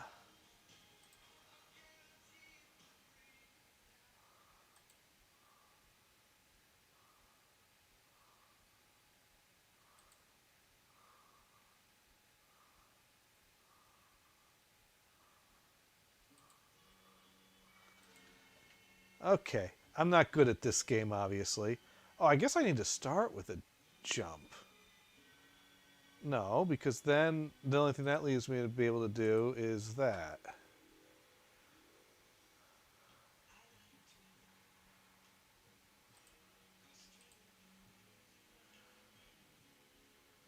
And then that only leaves me with that.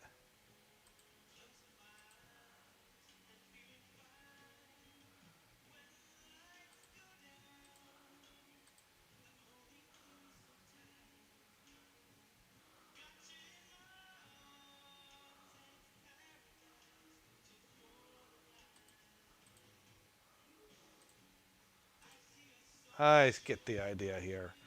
So you kind of have to keep doing that.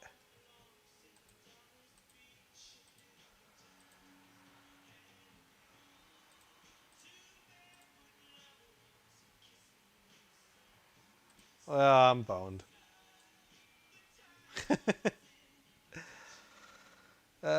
Shaker. What does this do? I don't know what that does.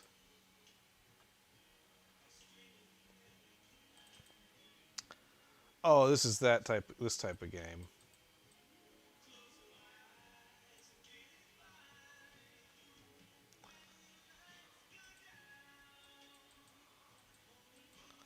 Okay, we gotta try to stop the missiles from destroying the city. Okay. That's that crossword puzzle. Don't really need to play that. So, yeah, this is Windows 2, which is not a whole lot different from Windows 1. I'm still not sure how to change the colors in here.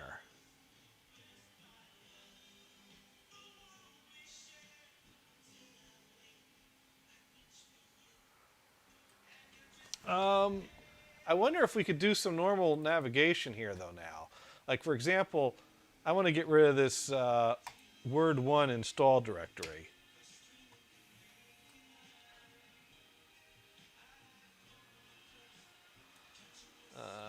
No, it still won't let me delete that. But can I at least do Control A?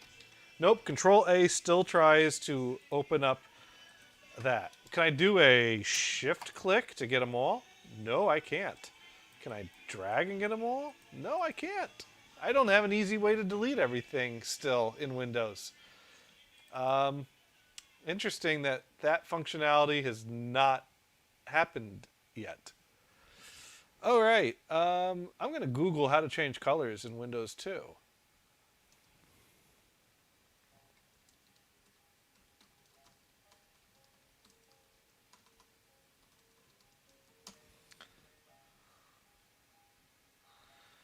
Well, it tells me how to do it in Windows 10.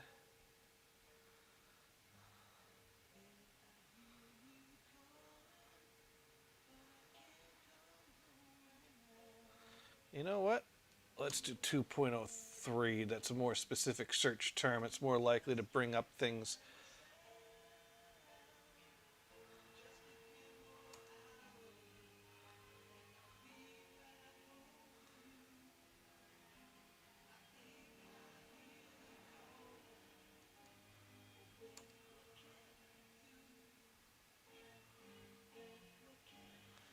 I should have paid more attention to the videos I watched.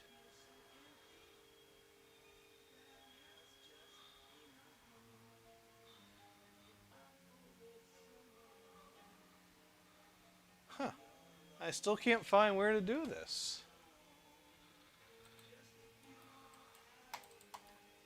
Let's just still call the MS-DOS executive. Can we create a shortcut on the desktop yet?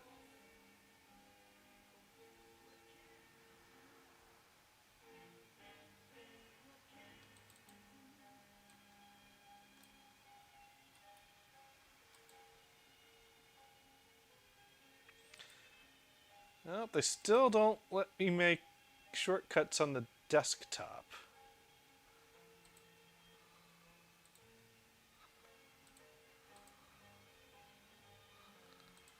You know what? There must be an app in the Windows directory that lets me set things.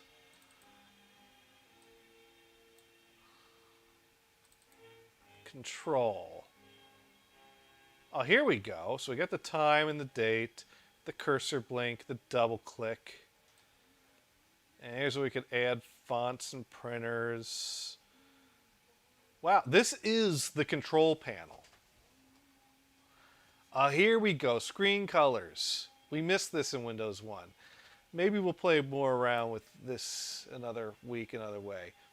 Okay, so the screen background is that color. So why don't we make it the background? Let's keep it. No, you know what? Let's go for a nice green. No, that looks too like Windows 95. Let's do that.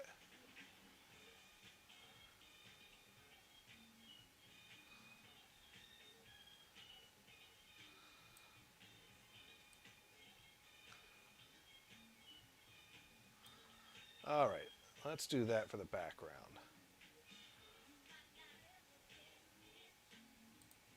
There we go. So now we got a bright green background. It's unmistakable to see if that follows us to 3. Wow, this is a very limited control panel compared to today. Um, so now, let's see. Let's go ahead and the menu bar. Let's make that like red.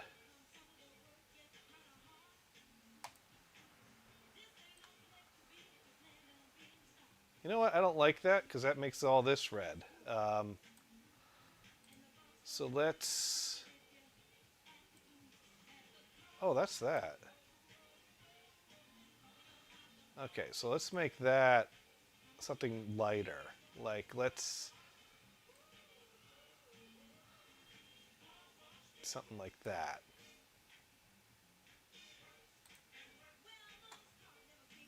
I don't know where that color is, so...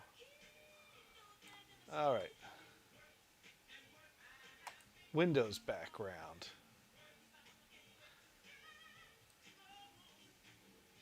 So this is set all the way to the top bright because it's white. That makes sense. And the color set all the way down there.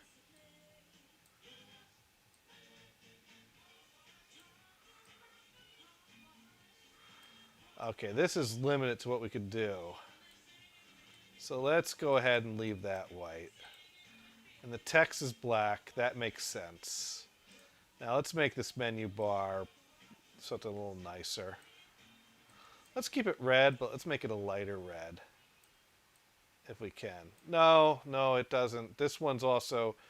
It doesn't let us do the dot patterns. So let's make it a light blue. Or let's... Actually, what was it, though? Was it light blue already? Let's make it yellow. And the menu text will leave black.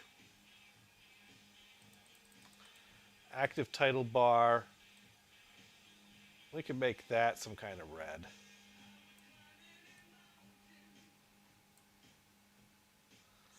And the inactive title bars...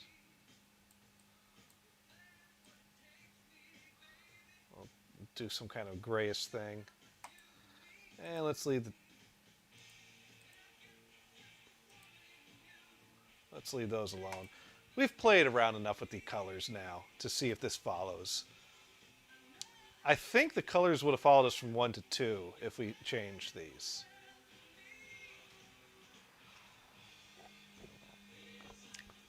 Not 100% sure on that. We'd have to do this again to find that out. And that's something I could do and discuss next week. So I think that's all I can think to do in Windows 2 right now. Unless anyone's got any recommendations or requests or questions, I think we're ready to check out Windows 3. And no one's writing in. So I'm going to go ahead and queue up our Windows 3 disks, which I put down somewhere around here.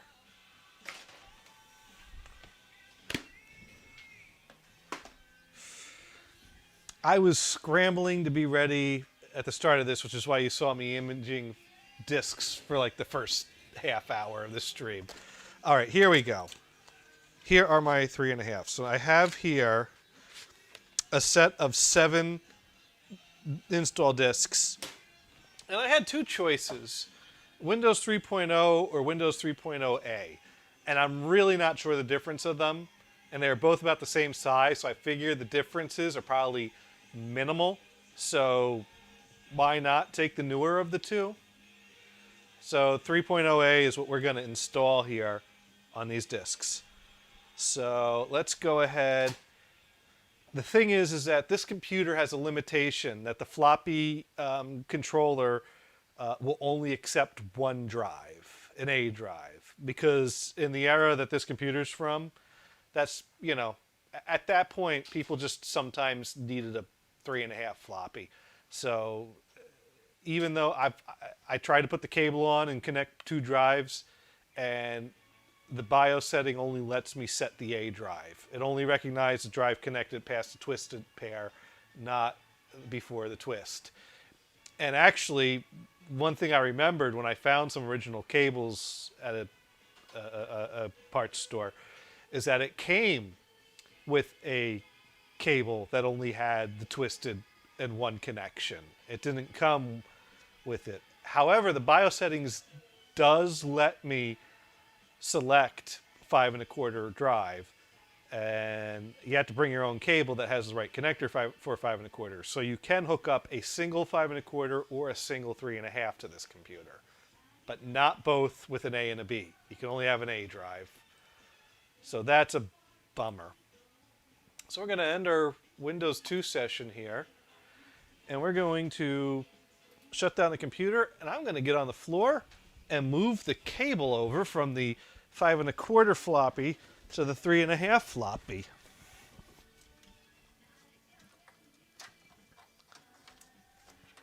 And this will only take a second here, and we'll be on our way shortly to install Windows 3.0.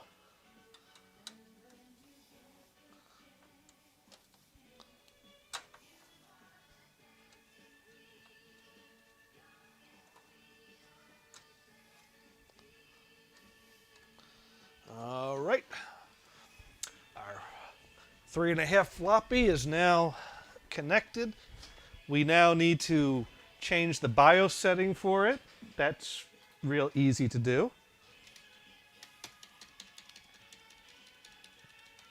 Gotta hit the delete. There we go. And as you can see, we still only have 256 megs of RAM, which is perfectly fine. We're not going to touch that until Millennium Edition, XP. I'll research that to see when a good time is to up that. All right, so here we go. We set that to 1.44 3.5. Even though these are three. Oh, you know what?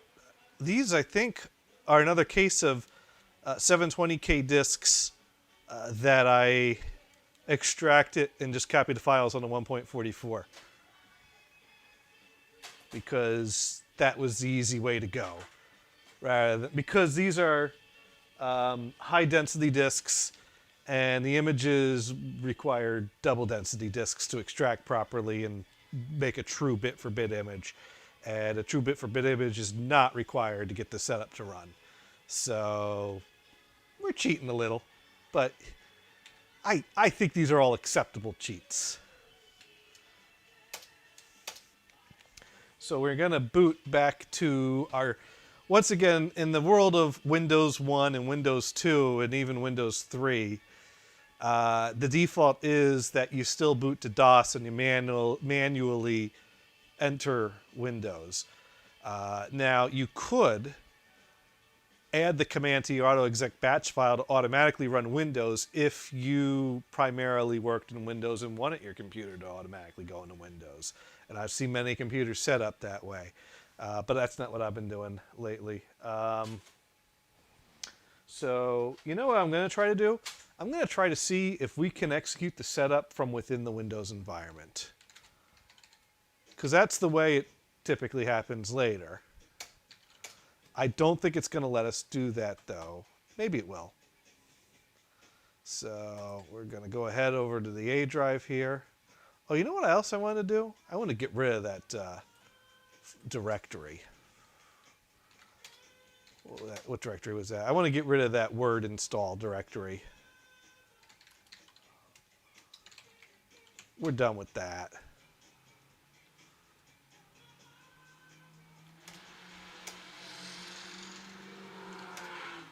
Go, go, go! Someone in the neighborhood having fun.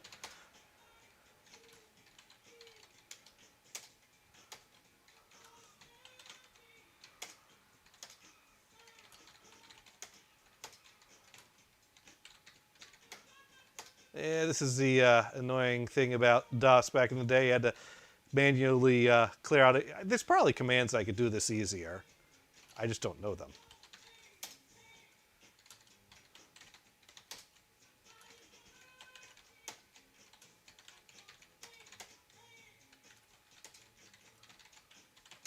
All right, so we clean that out.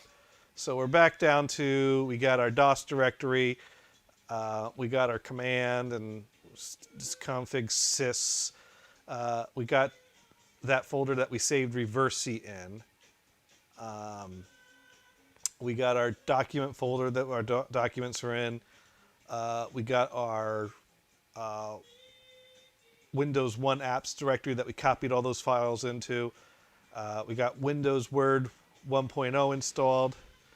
I do have installer for Word 1.1, which I think was for Windows 2. It's probably going to look a whole lot different than Word 1.0. So I didn't go to the trouble of extracting all those files and getting them copied out somewhere. That would be a pain in the ass. But another week, perhaps. Maybe if I set up Windows 2 on a more vintage machine another time. But for now, I think we've had adequate fun in Windows 1 and 2 for tonight. Unless, last chance for anyone to write in and say, hey, I want to see this happen while Windows 2 is still active. But no one has. So we're going to go ahead and go back into Windows. And we're going to try to run the setup right off of the A drive here and see if it'll launch the setup process.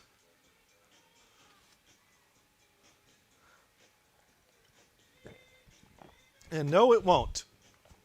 It requires a newer version of Windows to run. So you don't upgrade from Windows right within Windows. So we're going to go ahead and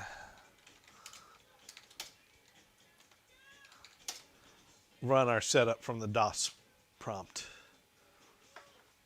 And once again, like 2, 3.0 will detect that we have a Windows directory with Windows settings and stuff in there, and we'll upgrade that. So it's checking, it sees it. I'm going to keep it in that directory. We're going to perform an upgrade. It once again sees all our settings here, which is good. And now we're copying files. And this is starting to look a little more familiar, maybe. Then again, it looks familiar to me because I've seen setups like this in my lifetime. In my experience, I was there at the time. I guess it's still, this to me looks less primitive than the 1 and 2 installs that were just white text on a black screen. We're getting a blue screen here, but this is certainly of a time period. I guess this looks old today. All right, put disk 2 in.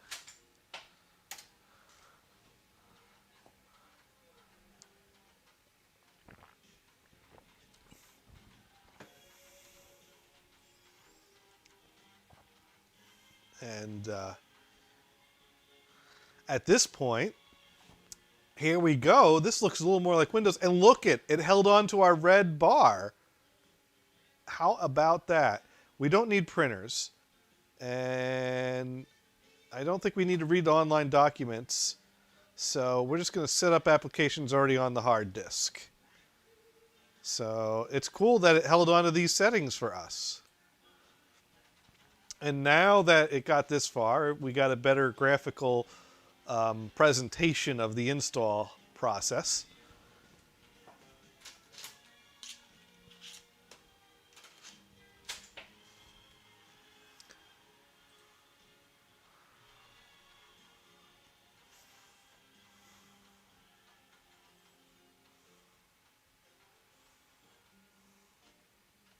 So another thing that we're going to do probably next week, like this week, how I had the Compaq Portable out to try to play with Windows 1 on a actual time period correct machine. I recently picked up a 386 off of eBay that is currently in pieces in a box over there being cleaned up. And the faceplate is has glue drying because it got damaged in shipping, and the faceplate came off of the plastic pegs that the screws screw into. So I'm hoping I can get that to hold well enough to put it back together and have it hold together. And I need to deal with the cleaning up the corrosion from the CMOS battery and putting a modern battery holder soldered to the board and sorting that all out. But if I get that all squared away next Friday, I should be able to have that set up to show off a little Windows 3.1 on. And so I think next week we will feature a Computerland 386 for the Windows 3.1, and we will then resume the Pentium 4 journey and upgrade the Pentium 4 to 3.1. I don't know that we're going to do that tonight because we are approaching 3 hours on the stream, and we got some playing around to do in Windows 3.0 before we are done.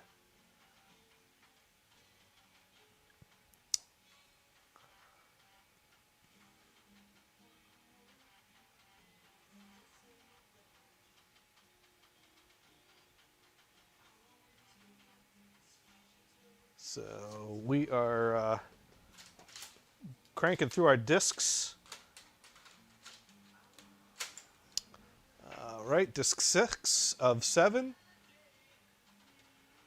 So we're getting there. You know what? I need to look up what Microsoft Office 3.0 was designed for.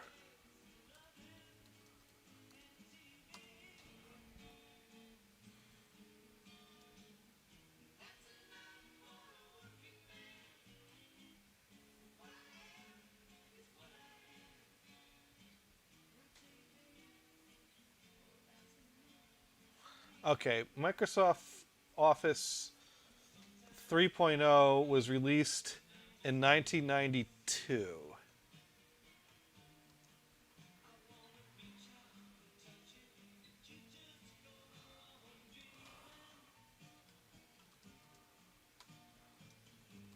And Microsoft Windows 3.0 was released in 1990. So, yeah, I think, good, I didn't miss it. I was worried that Office 3.0 might have been meant for Windows 2 or something like that. And Windows 3.1 came out in 92. So, all right, we're going to, you know what, this is just editing the auto exec bat. You know, we're good with that. It makes backups. And that's going to search for old programs. And we are going to go ahead and we are going to bring these all over. Now, a lot of these are, I guess it saw that we opened these. Or, no, see, I didn't see this happen last time. Oh, I didn't copy these all last time I went through this. All right, so we're going to bring over a bunch of our Windows 1 and Windows 2 apps. And there we go. And Windows 3.0 is now installed. You need to reboot your computer so that all installed options can take effect. And then we type win at the DOS prompt. And it didn't even ask for disk 7. What a waste of a disk. I can reuse that. It might be needed for something at some point. So, okay. You know what? We could attempt an install of Office 3.0 and see if it'll work on Windows 3.0. I have a feeling it might be meant for 3.1, but 3.0 and 3.1 are so similar it may work. We'll find out. We'll give that a try. So let's go ahead and type win. And there's our startup screen. It flies right by it. And that kerchunking sound of a piece of plastic being kicked halfway across the room means one thing. It is time to change the tape again. But you know what? Before we do that, and before we really dive into Windows 3, I need to take a little bathroom break. And so you all might need to take a little bathroom break too. So here's what we're going to do. We're going to we're going to open up Paintbrush here, and we're going to paint a little something. Oh, that's a background. Okay.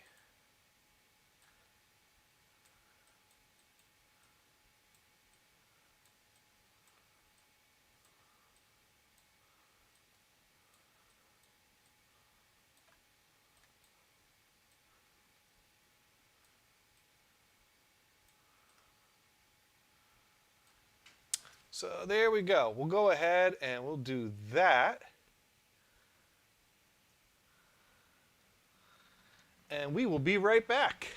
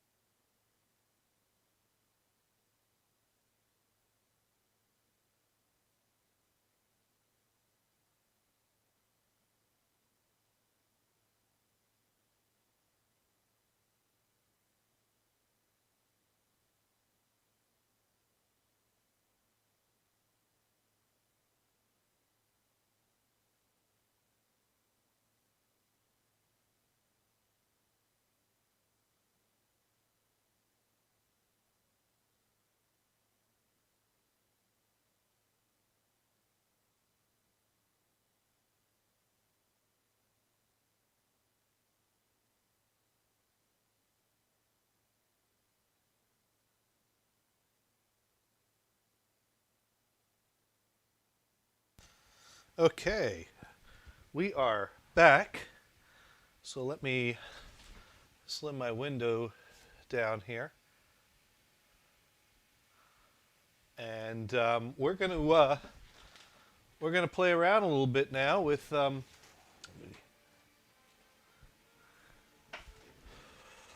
right, does that work? Yeah. We're gonna play around now a little bit with Windows 3.0, and we already made this Windows 3.0 thing. So there we go. Windows 3.0.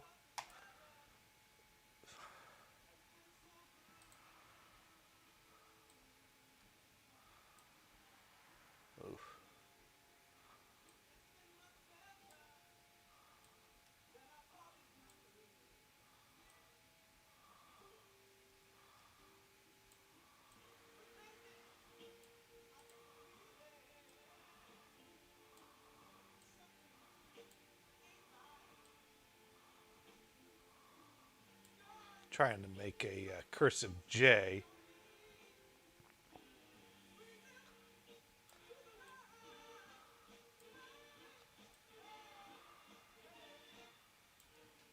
Okay, that didn't work out too good. I'm going to keep it though. And now I'm going to try to get a pen tool. Oh, this was pretty much a pen tool. And do something fancy like that. And let's go ahead and make our, there we go. And we're going to go ahead and we're going to save that. Once again in our documents folder. And there we go. Windows 3 paintbrush. Now we could actually, oh, that just saves as Windows 3. Well, we get longer than 8 characters now, so that's something. Now let's go back to, so we got our green background there and our light green background there and our yellow and our red. So yeah, our color scheme carried over. And we now have something that more resembles a control panel. We don't have any sound settings though, because I don't have a sound card with drivers for Windows 3.0. But over here we got our colors. And we could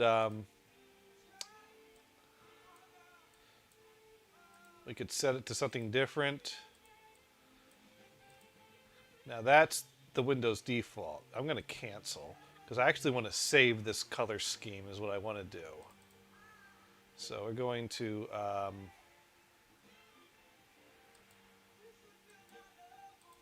you know, I don't know how to save the scheme because it considers this the Windows default, even though if I select off and on of it, it'll so I have to actually change some. Oh, here we go. Now that I open this up, now I can save the scheme as Win2 Cust, because that was our custom setting from Windows 2.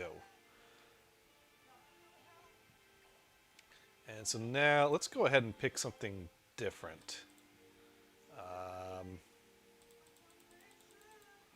Let's see, Arizona. Let's go with the Windows default for now, just to see what this would look like out of the box. And out of the box, we got, let's see. So once again, we can minimize. No, we can't minimize that. No, yeah, we can minimize it. We just can't close it. That's the program manager. That just goes down to there. And I don't know. Can we put other shortcuts there? No. But we could. Huh. So can we can make a new program group or a program item. So we can make new groups and things like that. We should be able to set a wallpaper on here. At 3.1 I know we could. Desktop. Pattern. None. Oh, here we go. Wallpaper. And now we have the chess wallpaper. Let's see if that worked. Yes, it did. There we go. We got ourselves a wallpaper. And you know what? We're going to keep this and see if this wallpaper follows us to 3.1.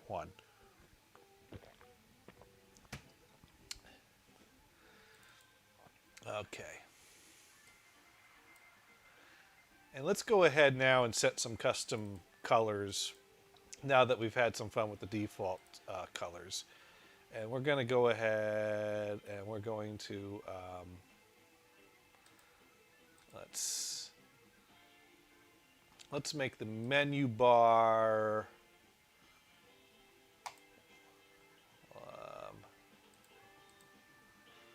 oh, that's the menu bar. So that's the one under the title bar. So we probably want to go with something light for that.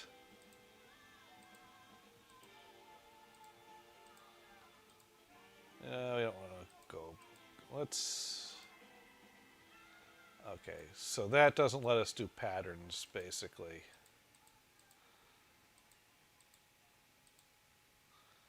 So let's.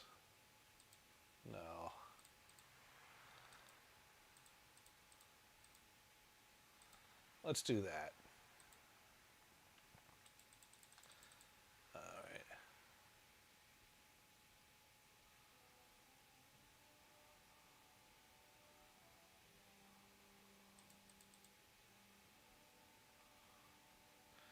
right. Active title bar. Let's go for our,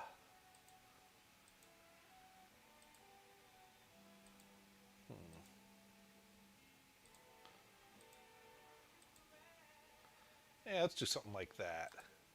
And the inactive title bar, let's, we don't really want it to stand out.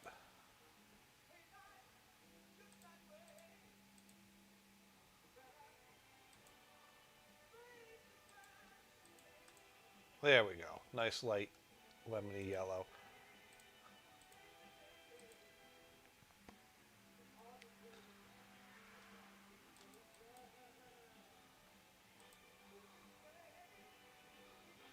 And the desktop, it doesn't matter, we set up wallpaper, but just so that we could see if that comes over.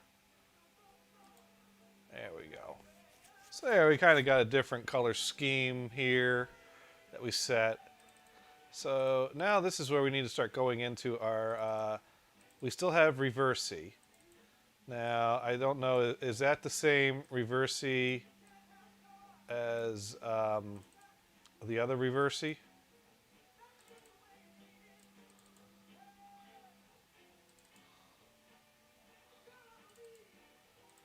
If we go to our file manager and we go to our Win2 Prog, there's our Reversi that we copied over from Windows 2. And this was designed for a previous version of Windows. So we got an updated Reversi executable with this Windows. And it's telling us that we should get one that's compatible. Or we could run win/r. Or we could choose OK and continue, but we might encounter compatibility problems. So we're going to click OK, and yeah, it runs fine. It runs perfectly fine. And we're going to go ahead and minimize that. And we're going to go ahead and we're going to open up that Reversi as well. And there we go. So that's new Reversi, that's old Reversi.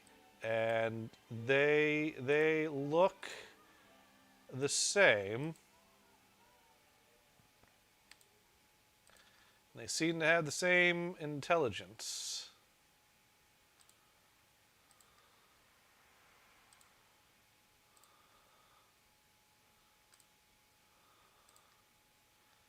So there we go.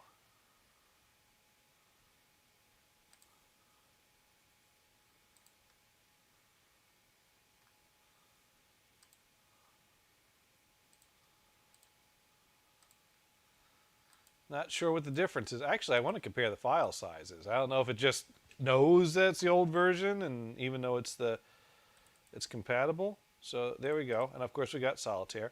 And now, so here's all our Windows applications it found and copied over. And let's see what we got here that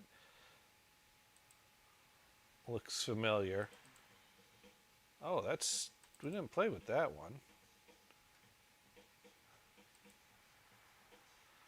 Some of these we didn't really touch.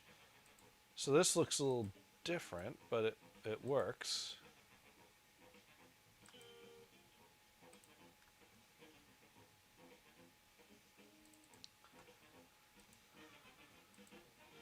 Uh-oh. Uh-oh. We crashed Windows. It did not like that calendar app.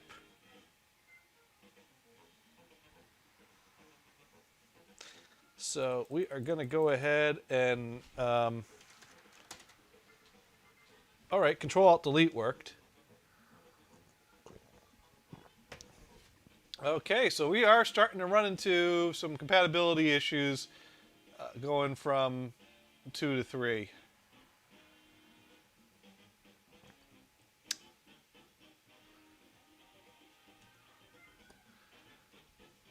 Okay, but we are coming back up in the DOS.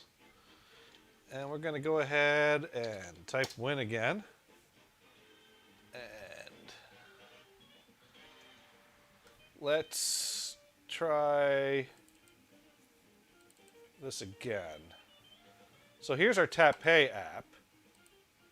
And our Tap Pay app loses color in Windows 3. So it'll still work.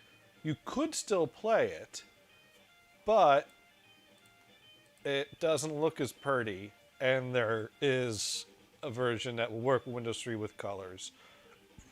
So this is cool to have, though, to have things you can do in Windows 1 and 2. So we'll go ahead and close that. And here's our 3D tic-tac-toe. Okay, our 3D tic-tac-toe crashed Windows. So we are just crashing Windows. We blue screened Windows 1. We didn't crash Windows 2, but now we're crashing out Windows 3 with old incompatible apps. Isn't this fun? All right, so let's see what else we can do here as we come back up on our Pentium 4 journey here. And this is where we're going to set camp tonight on Windows 3.0A. And next week, we should have a Computerland 386 on the desk to play with to introduce Windows 3.1. And then we're going to run the 3.1 install to update our 3.0 to 3.1 and have some fun there. Now, I do have some apps we can install that I think will install in 3.0 here. So we still got, probably a half hour to an hour worth of content still here in just Windows 3.0. Okay. Let's see if our Paint program still works. All right, that's good, because we want to open up our Paint document is what we want to do. And we want to continue. Can we scroll this down? Can we expand this? There we go. Can we still draw down there? Let's...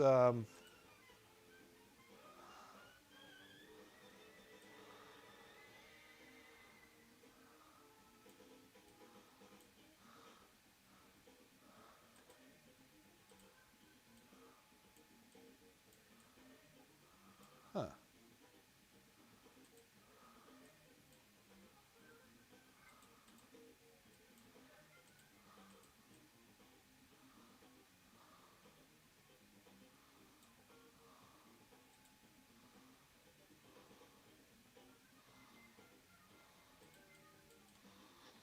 I can't get this to let me draw.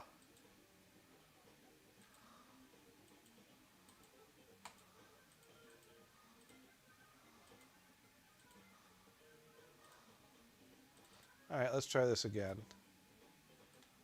All right, so I could do that. So let's open my document back up. I guess it doesn't like the fact that I tried to expand out of the viewable surface here.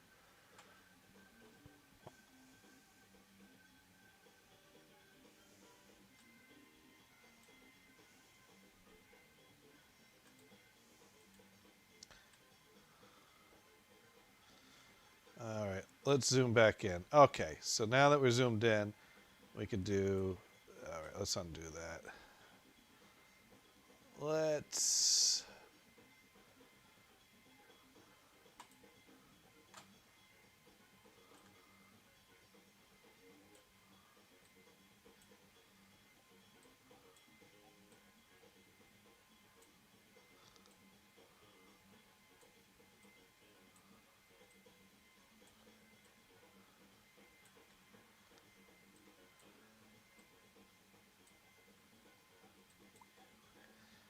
draw a little line there for fun. I don't know.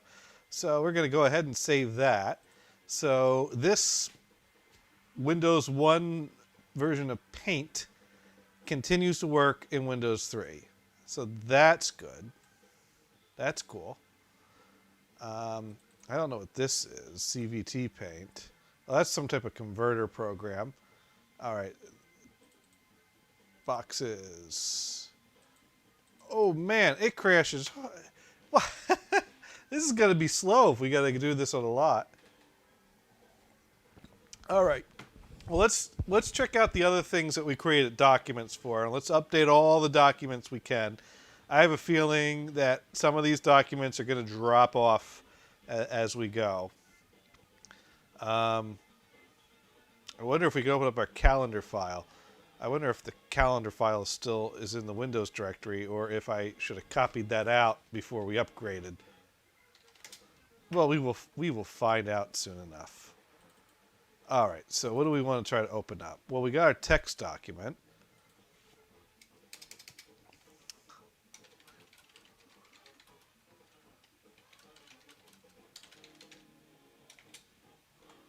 All right. And let's see, here's our, oh yeah, we created that. Now this is Microsoft Write.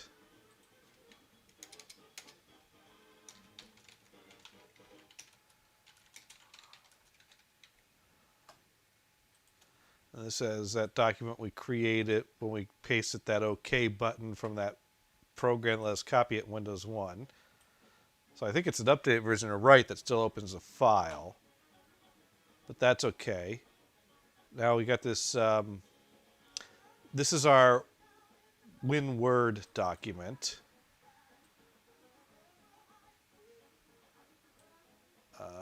But what are we opening it up in? This is still Microsoft Word version 1.0. So we are still able to use Word 1.0.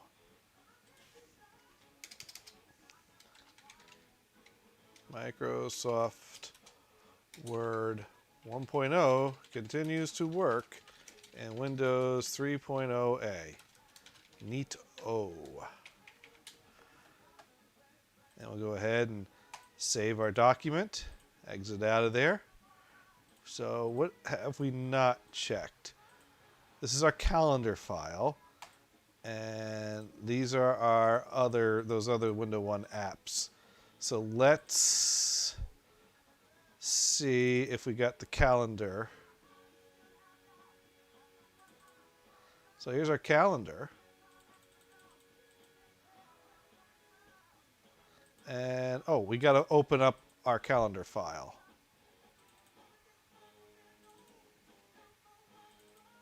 So there it is, installed Windows 2.3. And we are past 11 o'clock. So we're going to go ahead and type in here, installed Windows 3.0A. I'm going to go ahead and save that. And there we go. We have it documented. Now, an alarm never came up at 11, but I don't know how that's supposed to work. And I didn't have it open. Our clock app still works. That's the same paint program. Okay, so it hasn't replaced all of these documents, but it has replaced some because that's obviously a new Reversi because it doesn't give us that warning. And this is, oh, that's Paintbrush. We already played with that.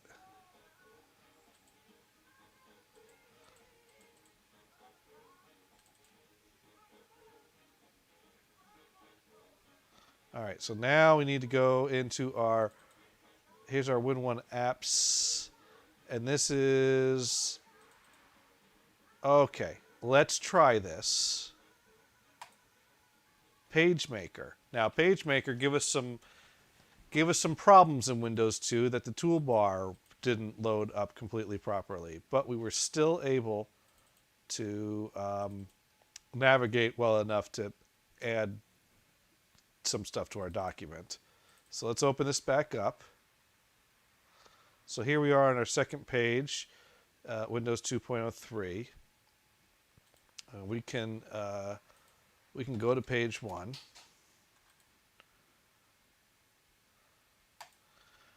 Okay, so it fails to let us get to page 1, but it lets us stay in the page it opens on.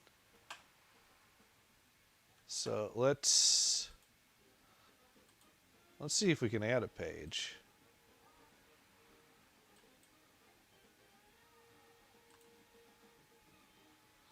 Nope, we can't add a page. So let's go ahead and let's just type a little down here. When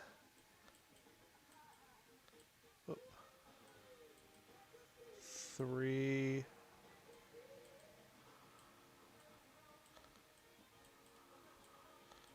point oh, and that's good enough. There we go. Gonna go ahead and we can't save that. Okay, so we have lost even more functionality with this app. Basically, this app is strictly a Windows 1 app. Is what I'm seeing here.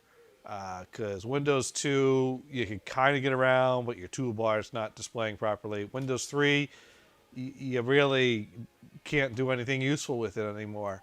So we've lost that. We'll continue seeing what we can do with it as we dig further into here. So let's go back into here and let's take a look at Inavision. And it opens up this tiny window. Okay, all right, we can expand that. And let's load our drawing. There it is. Our drawing still loads. This doesn't give us an ability in the top corner to expand. All right, Windows 1.04, Windows 2.03, and we can come down here, and we can draw. Well, what can we draw? I'm gonna do the lines again.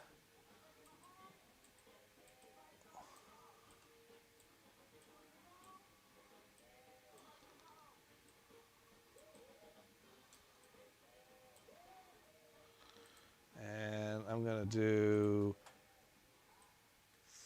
3, and let's do the circles for white.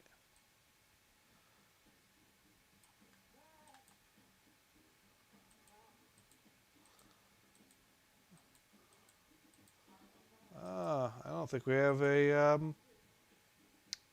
undo. And we're going to go ahead and make that a lowercase a. There we go. Now let's see if we can save.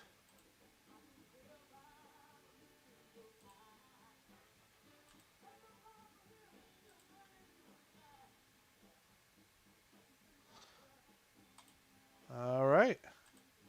So that still works. And if we go to our various programs here, we've seen some of these crash. Let's see if our little fish aquarium works. It does.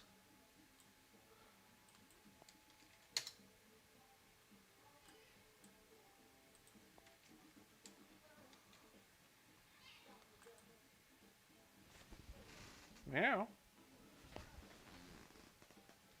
Well, Shantico has come down to say hi.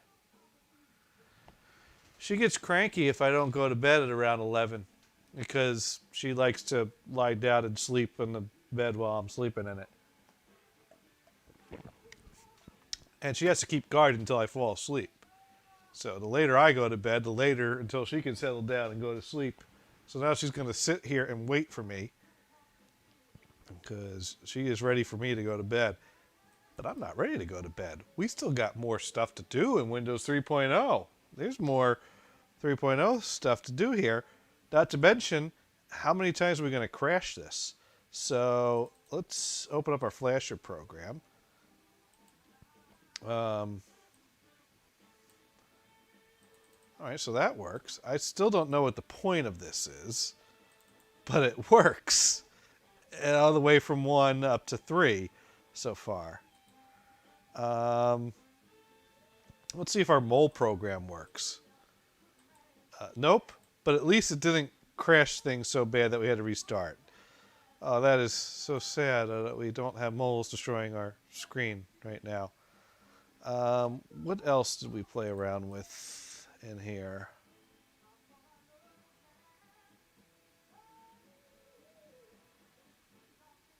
I thought there was something else that I wanted to try in here. Well, we had our easel app. Well, that lets us open Paint documents and Mac Paint and GIFs or GIFs.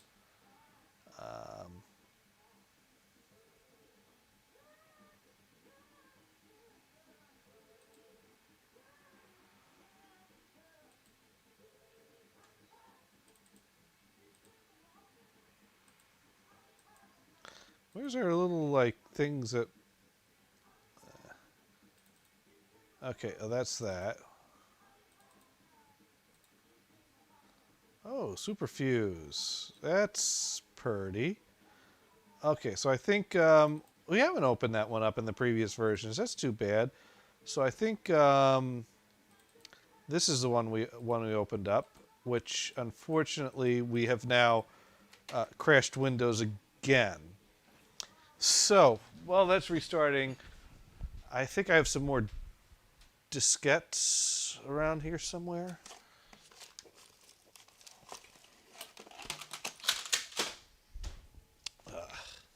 Let's.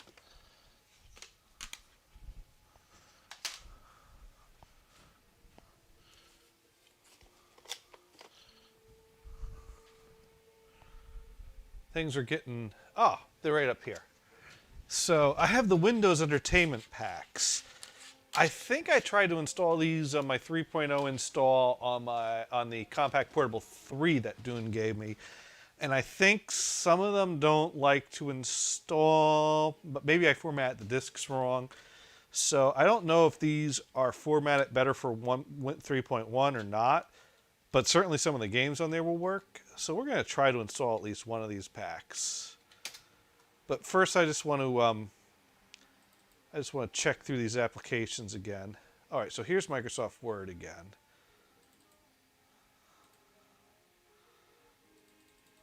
So you know what we should do?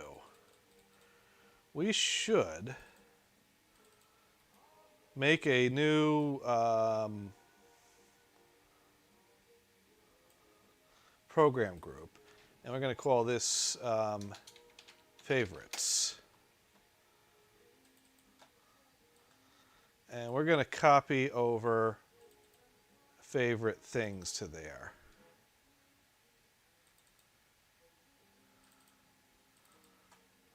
So this still works. That still works.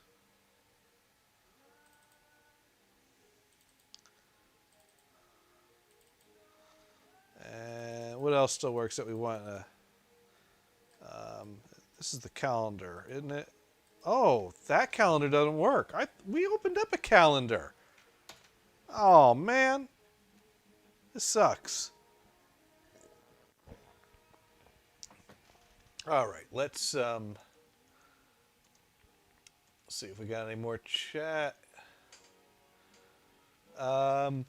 Spokai goes, whoa, cool. Yeah. Yeah, this is cool stuff.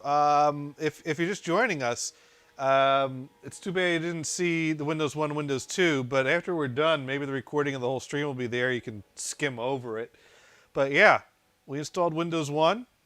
We upgraded it to 2. We've upgraded it to 3.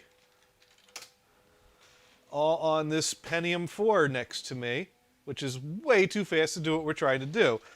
So right now, I'm just trying to sort out some of our favorite apps that are still working and copy them over to here. One thing I want to do is copy a shortcut to our Windows 2 version of Reversi. That's right, Reversi. And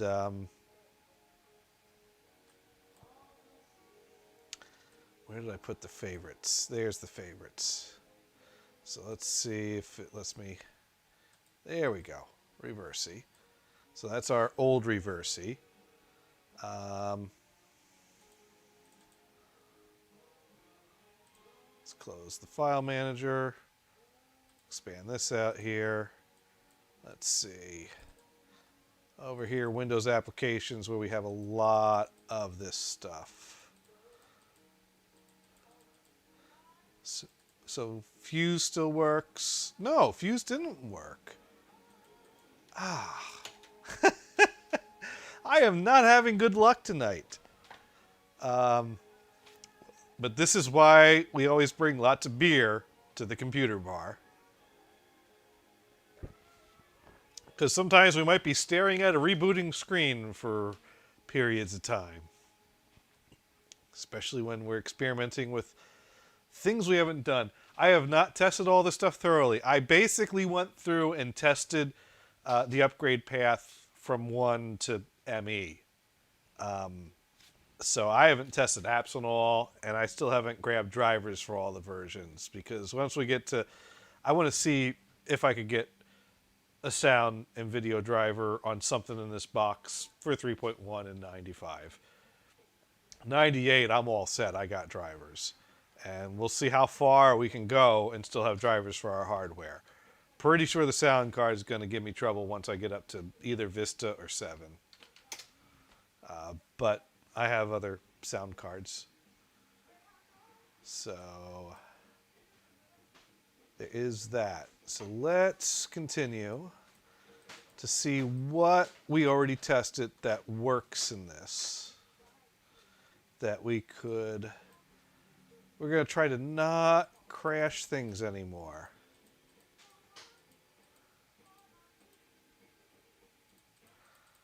Now, Superfuse worked, but where is that? How come that didn't come over? Oh, it's backwards. Okay, so Superfuse worked.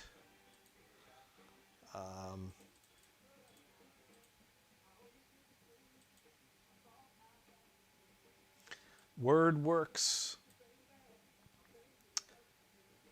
PM kind of works, but not really.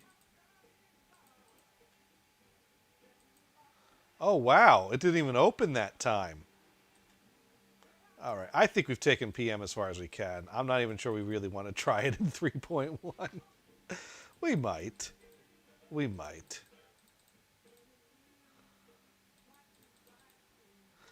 Fish still works. And Chestnut works. So I think these are going to be our favorite early Windows apps that are still working in Windows 3. Just to verify they are. Okay.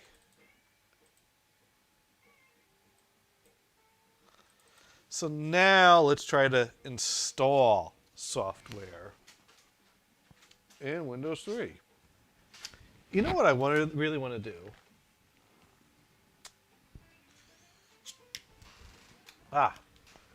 We have Office 3.0.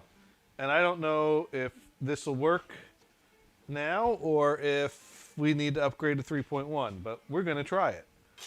And I don't think this came on a CD-ROM, but I extracted the files to a CD-ROM, and we're going to find out if it works.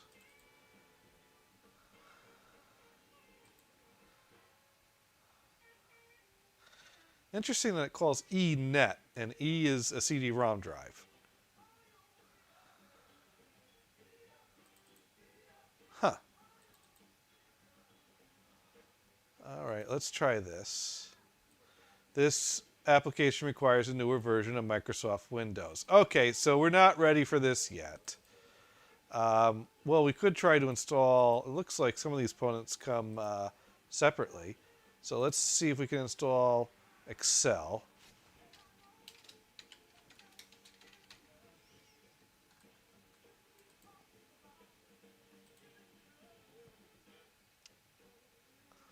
Microsoft Excel 4.0A setup. Okay. And we're going to go ahead and do a complete install.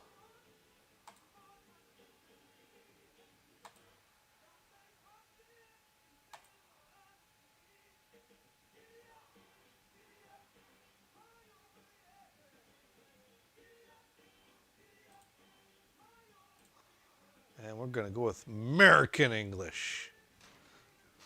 All right, so Office 3.0 not compatible with Windows 3.0, but some of the components that come with it are, because we're going to get a copy of Excel on here now. So that is cool. And if anyone wants to chime in with anything more, chat is up. Okay, so now we have Microsoft Excel 4.0a. And we could go ahead and open that up. And we got a spreadsheet. All right. So let's format that like a date.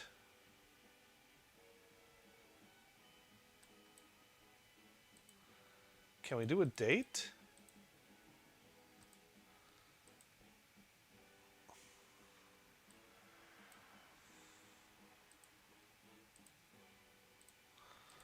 Because we could do like, 7, 16, 2020.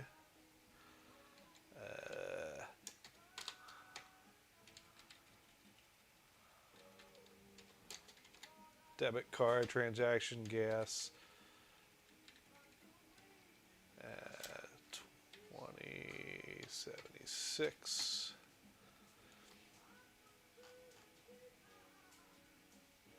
You know what? If we're going to do that, though, we need to have a total. See, I'm trying to make like a checkbook register type of spreadsheet because this is something I actually do in Excel. All right, so let's say I had $100 in my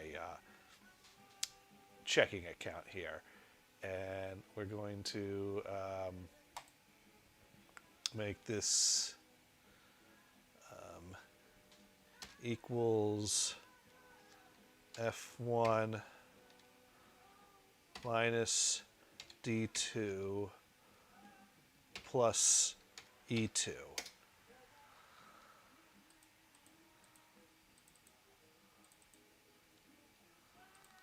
False.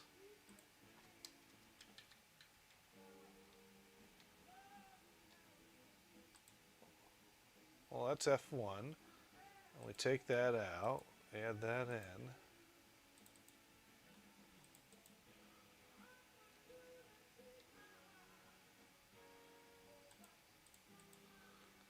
Oh,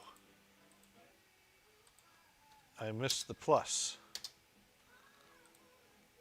Okay, so now you can drag that down there. And then, heck, we could go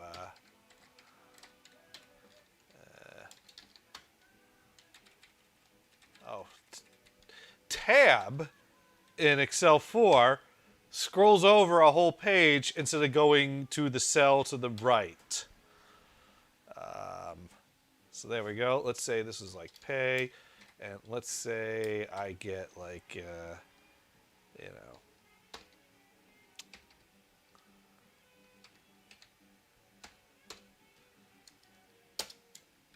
So there we go. And then let's say like use debit card. God, it's reflex reaction. Let's say I was very hungry.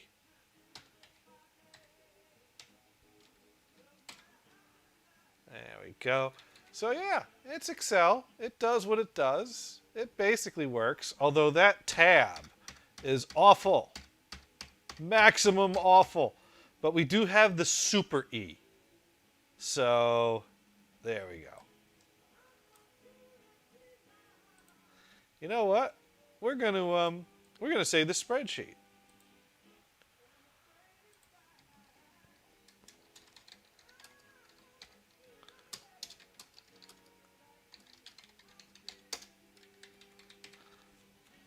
Because we got to see if we can continue to use this spreadsheet when we get up to Windows 10.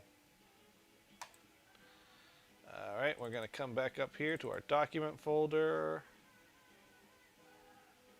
And we're going to Win3 test. 2.0a test. Oh, we'll just do that. Okay. Let's see.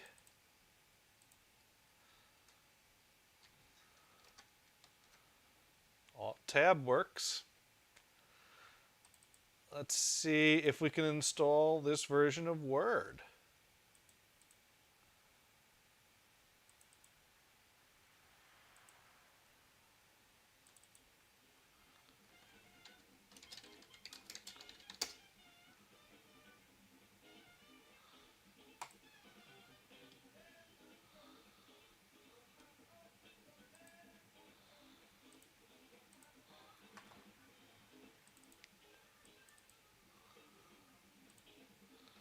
Alright, it didn't like that because something's running. So let's exit Windows.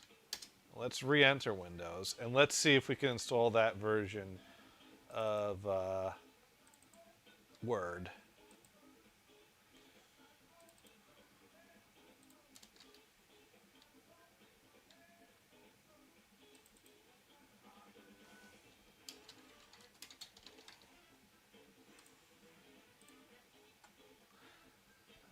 Okay.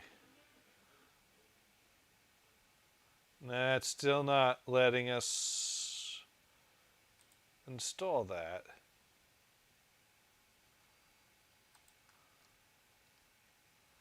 Okay, 2. We're going to do that. We're going to try this.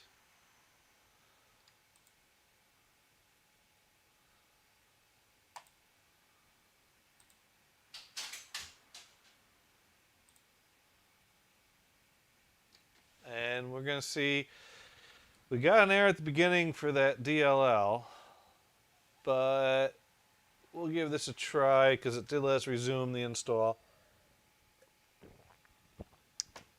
Maybe that old version it couldn't replace is adequate. If not, we can always try it again in Windows 3.1. So yeah, this is Word 2.0c. So now we got Word 1 and Word 2. And this works. And we can open up our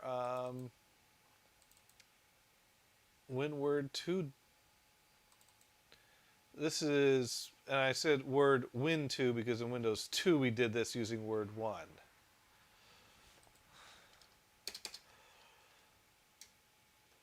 Alright, what did I say this was? 2.0c? Yeah, 2.0c. We have installed Word 2.0c and can edit this document from it.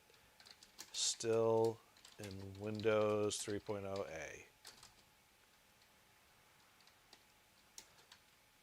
Fantastic. Oh, we got a save button. Do you want to overwrite it with Windows 2 format? No.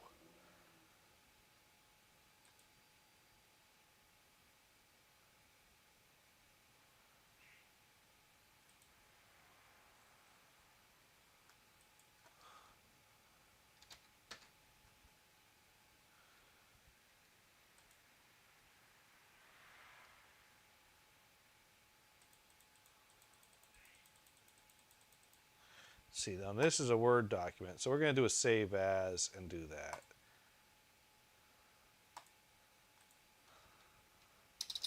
And we're going to make that a 3.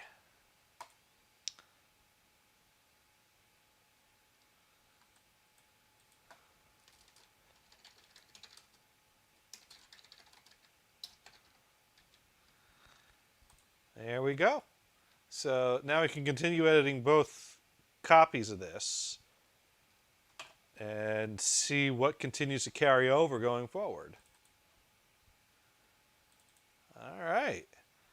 Now, we can't get all of Office installed, but we got those 2 components installed that come separate. So that's cool. But now I think it's time for some fun. as opposed to all this not fun we've been having for 3.5 hours here. No, this is fun. This is all fun. Why do bugs love CRTs? All right, so let's, you know what? I wonder if I could just lay out my icon. I'm going to put that there, put that there, put that over there, and that there. And we'll put these Windows applications and, oh, what's accessories? What's in, okay, that's that. So layout, let's go ahead, put that there, and we'll also put that there, and we'll put that there. There we go.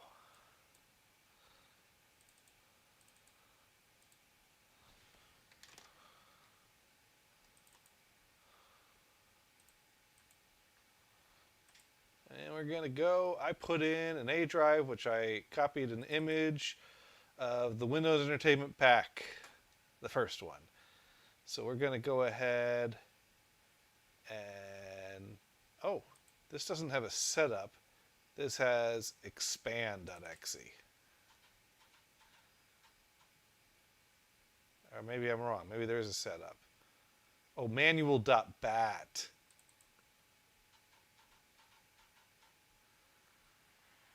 Huh. How do you install this? I've done this before. Okay, there is a setup file that I overlooked. Silly me. I only saw a bin directory. I guess I clicked on it before it loaded the full preview. Okay, so we're going to install that to WEP, Windows Entertainment Pack. And we're getting Tetris, Mine, Cruel, Golf, Tic-Tac-Toe, I guess. Tapé, which is going to be better than our Windows 1 version of Tapé that has now become a black and white only version since we've gotten into Windows 3.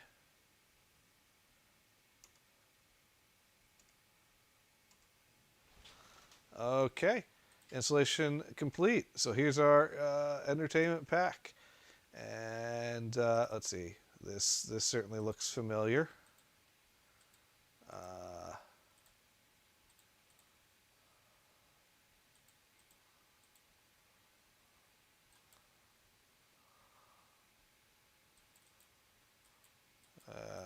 Darn, I'm.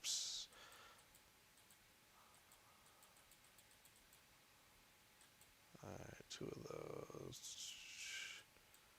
We're just going to start guessing. See if we can get one of these.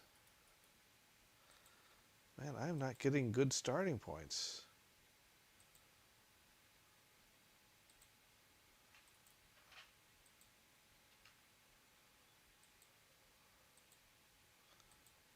There we go. That's more like it. I can work with that. Just a quick round. I'm not going to bring up the expert board. That's what I normally bring up anyways.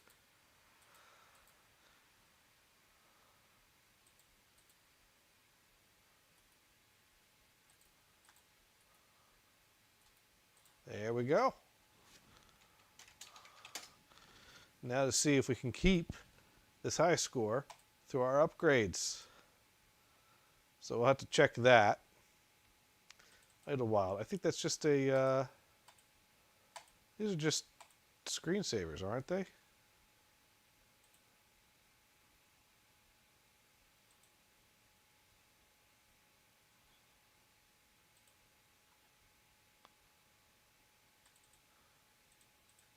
We should be able to set a screensaver, shouldn't we?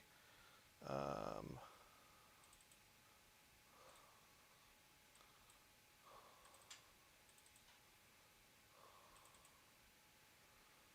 right, let's leave the file manager open. Control panel. Where's screensaver? Do we not have... Okay, that's pattern wallpaper. Is screensaver not a thing in Windows 3.0?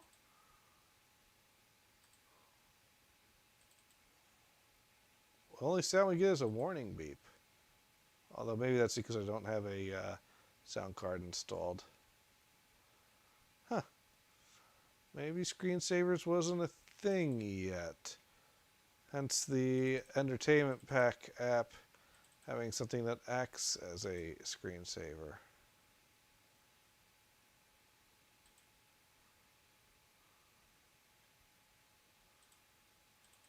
I wonder if that still runs in the background or if I have to leave that open. All right, well, that installed. Let's put the Windows Entertainment Pack 2 on the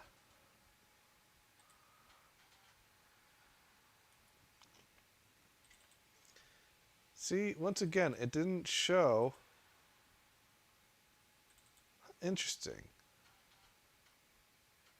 Oh, because that's directory tree.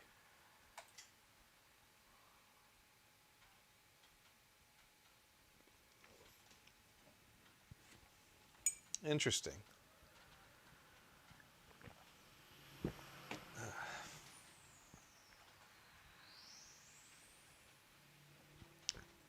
So yeah, we're going to install. I got the 4 entertainment packs.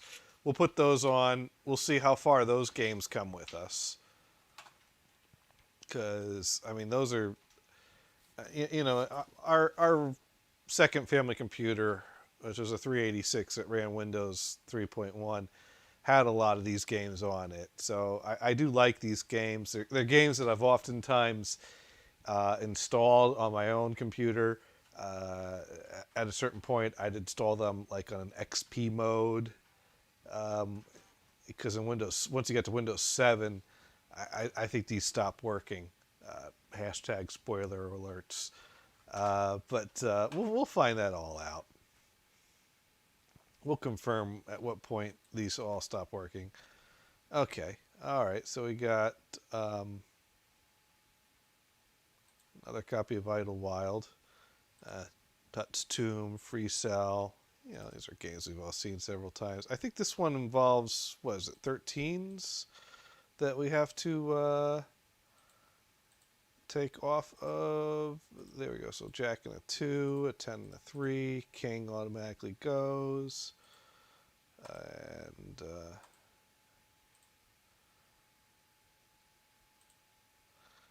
Queen Ace, 7 and 6, 9 and 4.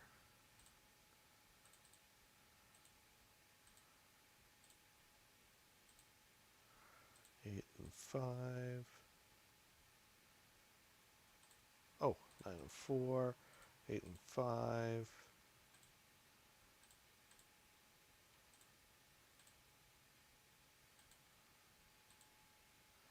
And 5. So we need a queen or a 9. There's our queen. And you can do that. I don't know if you're supposed to be able to do that, but it lets you do that.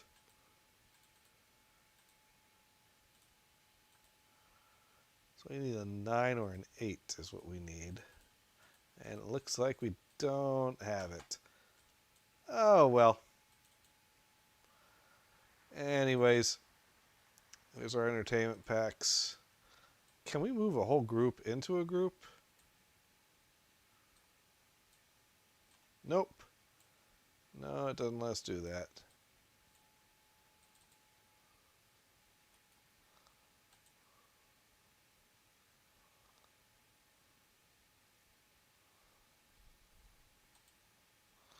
No, that moves that cascade. Let's see. What do I want to do? I don't. That's kind of. Okay, so let's. You know what? Let's think about this like I normally would. You know, this is unimportant stuff over on this side. These are favorites. This is main, so it's like my computer almost.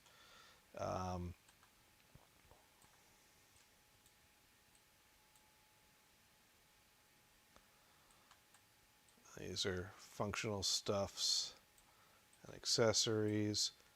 Here's our games and that. and that. Kind of thinking along the lines of modern Windows, laying them out like this, but I don't have a way to make it like line up nicely without just making them all arranged back at the bottom. But we'll try. We'll deal with that. Okay, so we got a third entertainment pack. We may as well. Do I still have the file manager open? Yep, we can alt tab to it. So let's go ahead, and the file is going to be called setup. So even though that's showing me the wrong A drive, it'll refresh, it'll still run the file. And it will extract our games to WEP.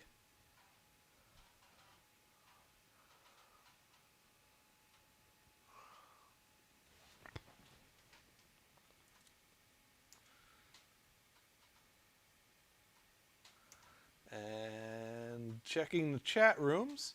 So feel free to chime in, write in, if you want to add anything, or ask anything, or comment on anything.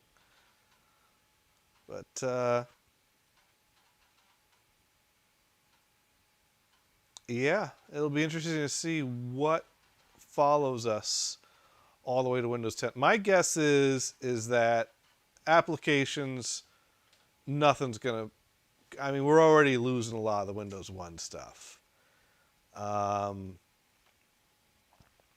But I do think that certain things will follow us all the way to Windows 10. I mean, I think, the text document, the Word document, the spreadsheet I've made, the Paint document, these are standard file types that, although things may have been added or enhanced, maybe, they're still basic standards that today's programs could still open. So I think we can continue a running tab. It'll be interesting to see that calendar file, if we can continue editing that calendar file with the times that we install all the different versions as we go along. That would be really nice if that would continue working. I don't know that it will continue working. All right, so Entertainment Pack 3 automatically installed itself underneath where we position Entertainment Pack 2, so that's nice. And Entertainment Pack 3 comes with, how come they all come with Idlewild? But Tetravex was a nice, fun puzzle game. Tri-Peaks is a popular solitaire game. And this is a game that keeps tabs on how much you've won or lost. So this is the thing where you basically got to do consecutive numbers. So we can go 9, 8, 3, and you got to think about it, because each card you draw costs you money. Each card you pick up gains you money. So you need to be like picking up things consecutively. So remembering what you've already drawn gives you an idea of what you're more likely to turn over up here. So here we go. We want to go 3, 4, 5, 6. See, if we turned over a 7, then we could have gotten that at an 8.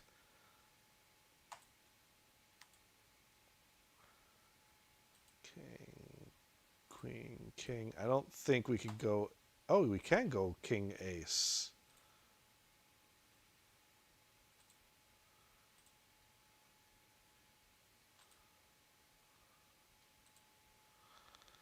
Anyways, we're just going to play one round here just to see if we can bring our money tally with us through Windows upgrades.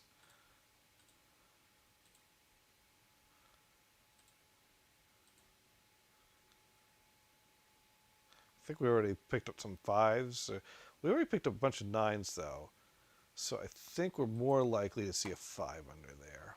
But neither. So it really doesn't matter.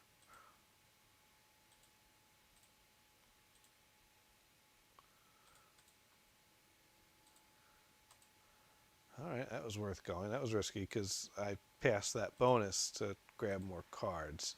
Now the question is, do you want to give up or do you want to go for a 9 or a jack? Now if you keep track of all your cards and remember that you've seen all the 9s or jacks, then you know to stop early. But there we go. We won 16 bucks.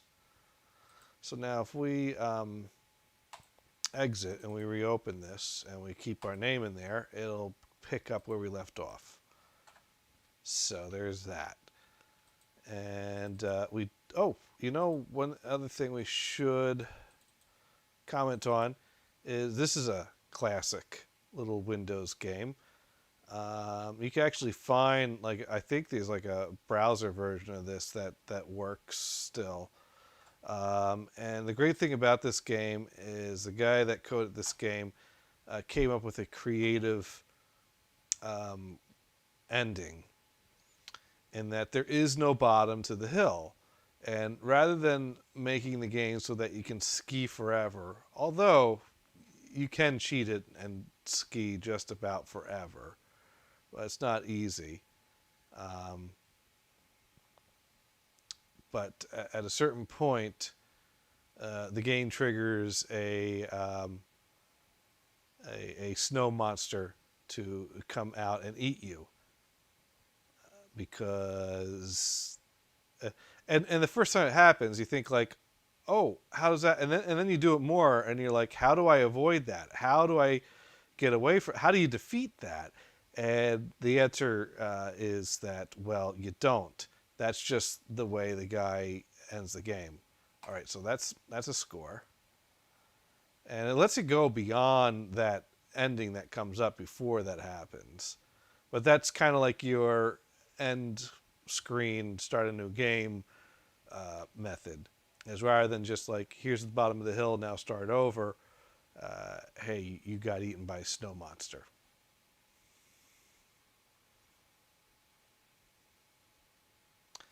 So we should be seeing that come soon.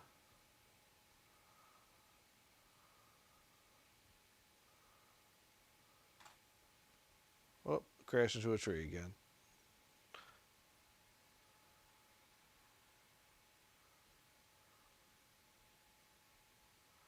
Another skier. Gotta avoid the trees.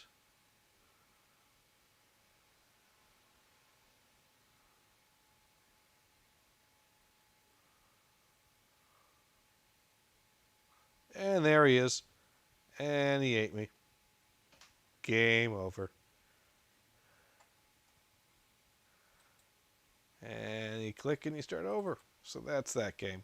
So we got one more entertainment pack to install. And then it might be time to call it a night.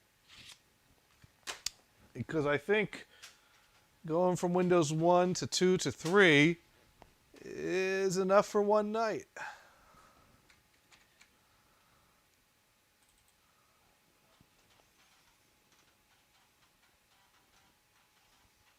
So we're going to go ahead and run the setup and see what's in Windows Entertainment Pack 4 and check out what we got there.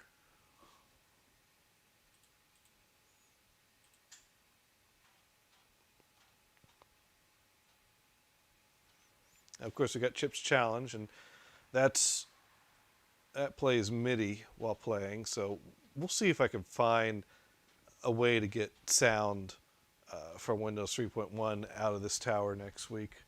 Maybe I could pick up a PCI card that has a 3.1 driver or something. I don't know. I got to research and try some different things. There may be ways to do things.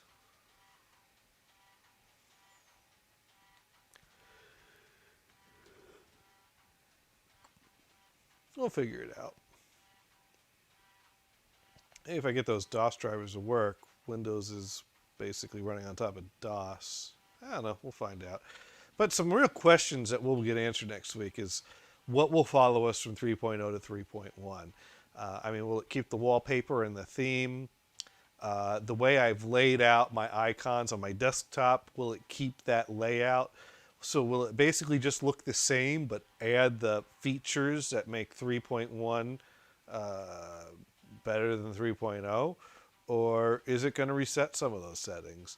And what's going to happen to our compatibility issues with our Windows 1 and 2 programs? Maybe we'll try a few of those programs that crashed Windows 3.0 and see if 3.1 plays nicer.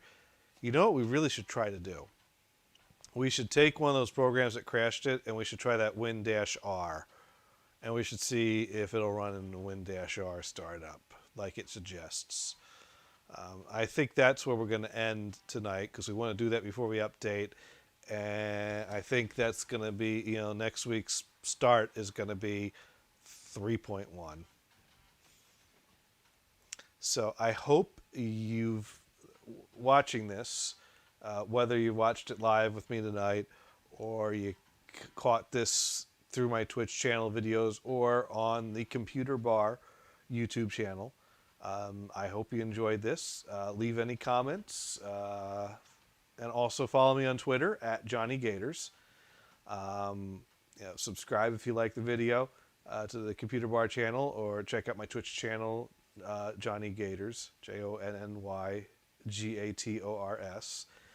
And this is going to be a series of videos, and my goal is to keep upgrading Windows version to Windows version and get this up to Windows 10, going through all the basic Windows versions. So my path, since we're dealing with home editions, we're going to go from here to 3.1, because I think 3.0 and 3.1 are both major things that warrant going through both of them rather than skipping over one of them. Then we're going to go to Windows 95, Windows 98 Second Edition. I don't see any reason we need to go 98 Second Edition.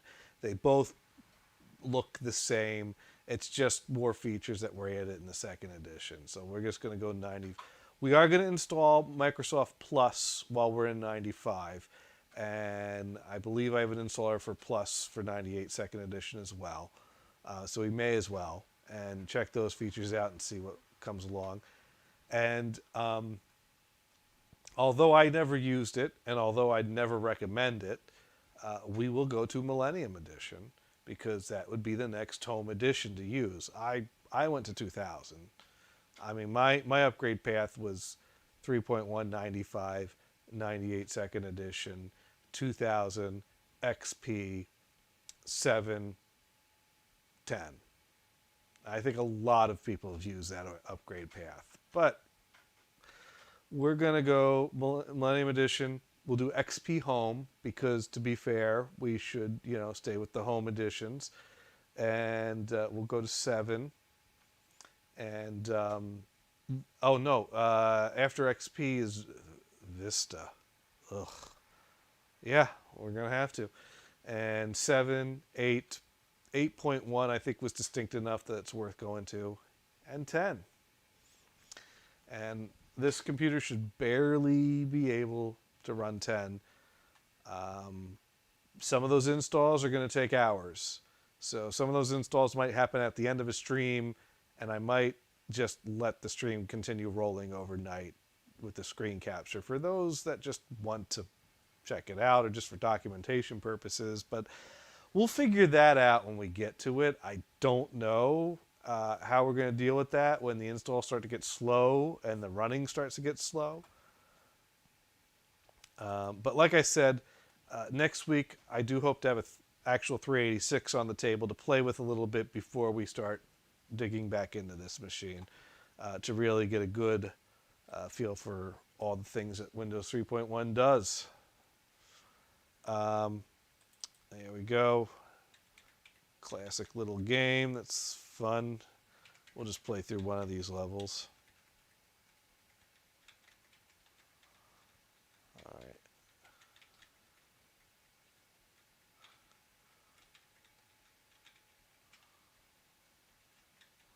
Of course, I don't have sound effects because we don't have a sound card working yet.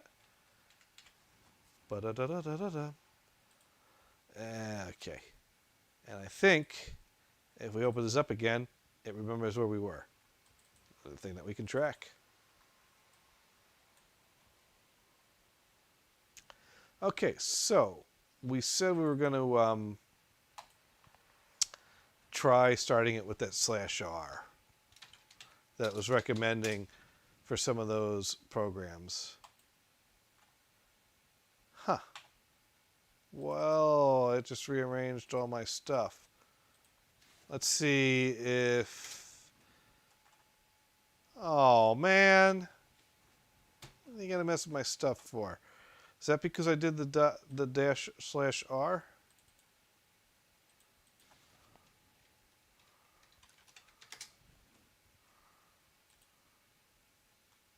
Huh. Well, anyways,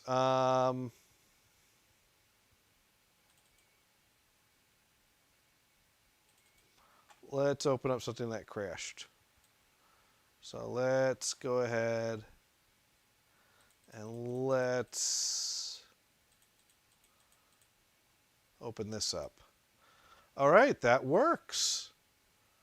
The dash R helps some of these work better.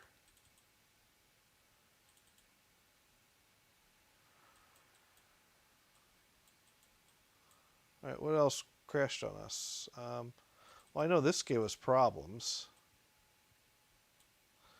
And we couldn't save our app.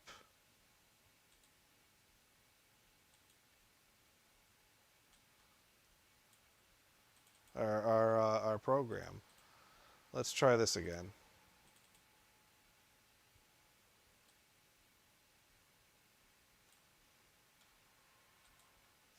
Oh, hey, look at this. So our toolbar still isn't working good, but we've regained the same level of functionality we had in 2.03.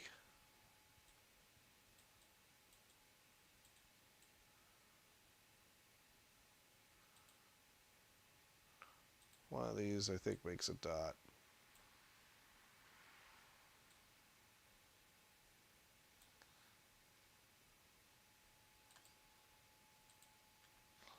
All right. So we were able to do that. How about that?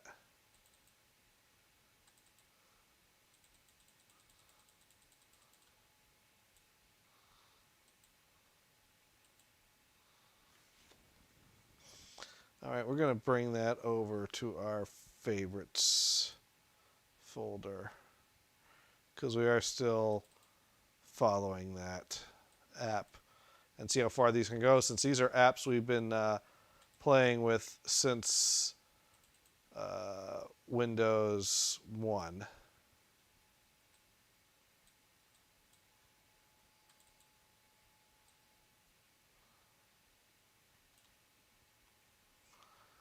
Now, what about this tic-tac-toe that wouldn't open up?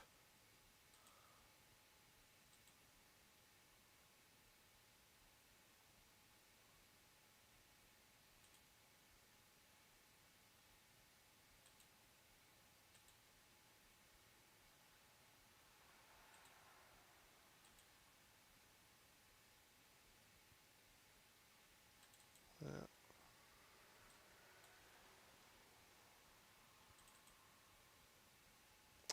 I wonder if that's going to work.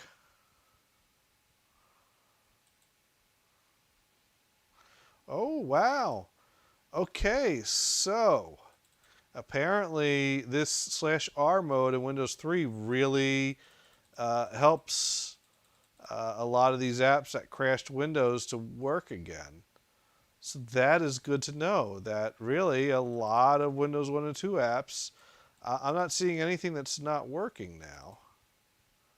I don't know what this is, and I wasn't... Oh, wow, Klotz. I didn't even play this one. I'm not sure how to move my pieces side to side, but that's a Tetris clone.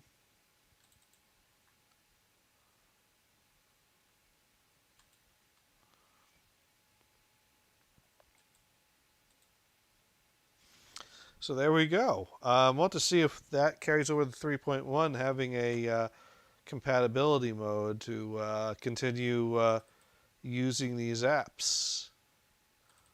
There's our 3D tic-tac-toe. That worked. And there's that program that runs way too fast on this processor. Okay. Last thing I want to check is if we go to Win and we just don't touch WinR, can I move something? have it save my change, and come back in. No, every time you join Windows, it moves all your things onto the bottom here. That sucks. That sucks real bad. What I used to like to do was to take a, well, it's still a thing. I remember I started doing this in Windows 3.1, is where you'd open up another window, and then you'd open up another window, and then you'd take a screen capture of the whole screen, and then you'd set that as the wallpaper. Classic prank.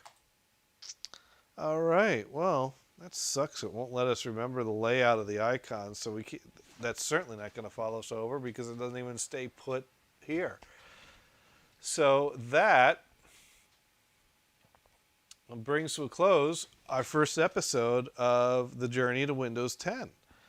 And we've covered Windows 1, 2, and 3 by looking at 1.04, an IBM version that has PS2 mouse drivers, so that's a good option to run on a computer with PS2 ports. 2.03 and 3.0A. And next week we will be upgrading to 3.1, and we will also be playing around with a Computerland computer to also play with 3.1 on a more appropriate hardware. Also, I am still going to, during this week, see if I can manage to get Word 1.0 to work in Windows 1 on my compact portable over here. And if I manage to pull that off, then we will have to pull that up for a little Windows 1 revisit on the compact portable just to see that in action. But I'm not holding my breath on that. But anyways, there we go. I think we had a good first episode here, taking a nice journey through Windows 1, 2, and 3, and finding that even up to Windows 3, a lot of what you did in Windows 1 came along. One last thing I want to check while I'm thinking of it.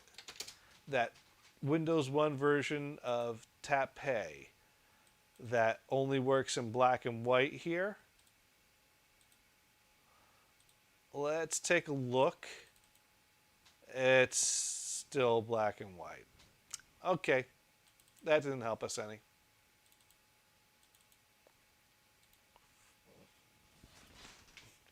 So thanks for watching. Be sure to subscribe to my channels on twitch.tv/JohnnyGators. The Computer Bar YouTube channel here. I don't have an easy URL for that one, but if you're watching it here, subscribe, like it, leave a comment. Let me know if there's anything else you'd like to see on these versions of Windows or on the upcoming versions of Windows. I do plan on installing different games and software along the way to kind of keep track of what comes along, what keeps working as you upgrade, and what gets lost along the way. And follow me on Twitter at Johnny Gators, JONNYGATORS. And I will, tweet further updates or announcements, and also just what's on my mind day to day. And good night, everyone, and thanks for watching.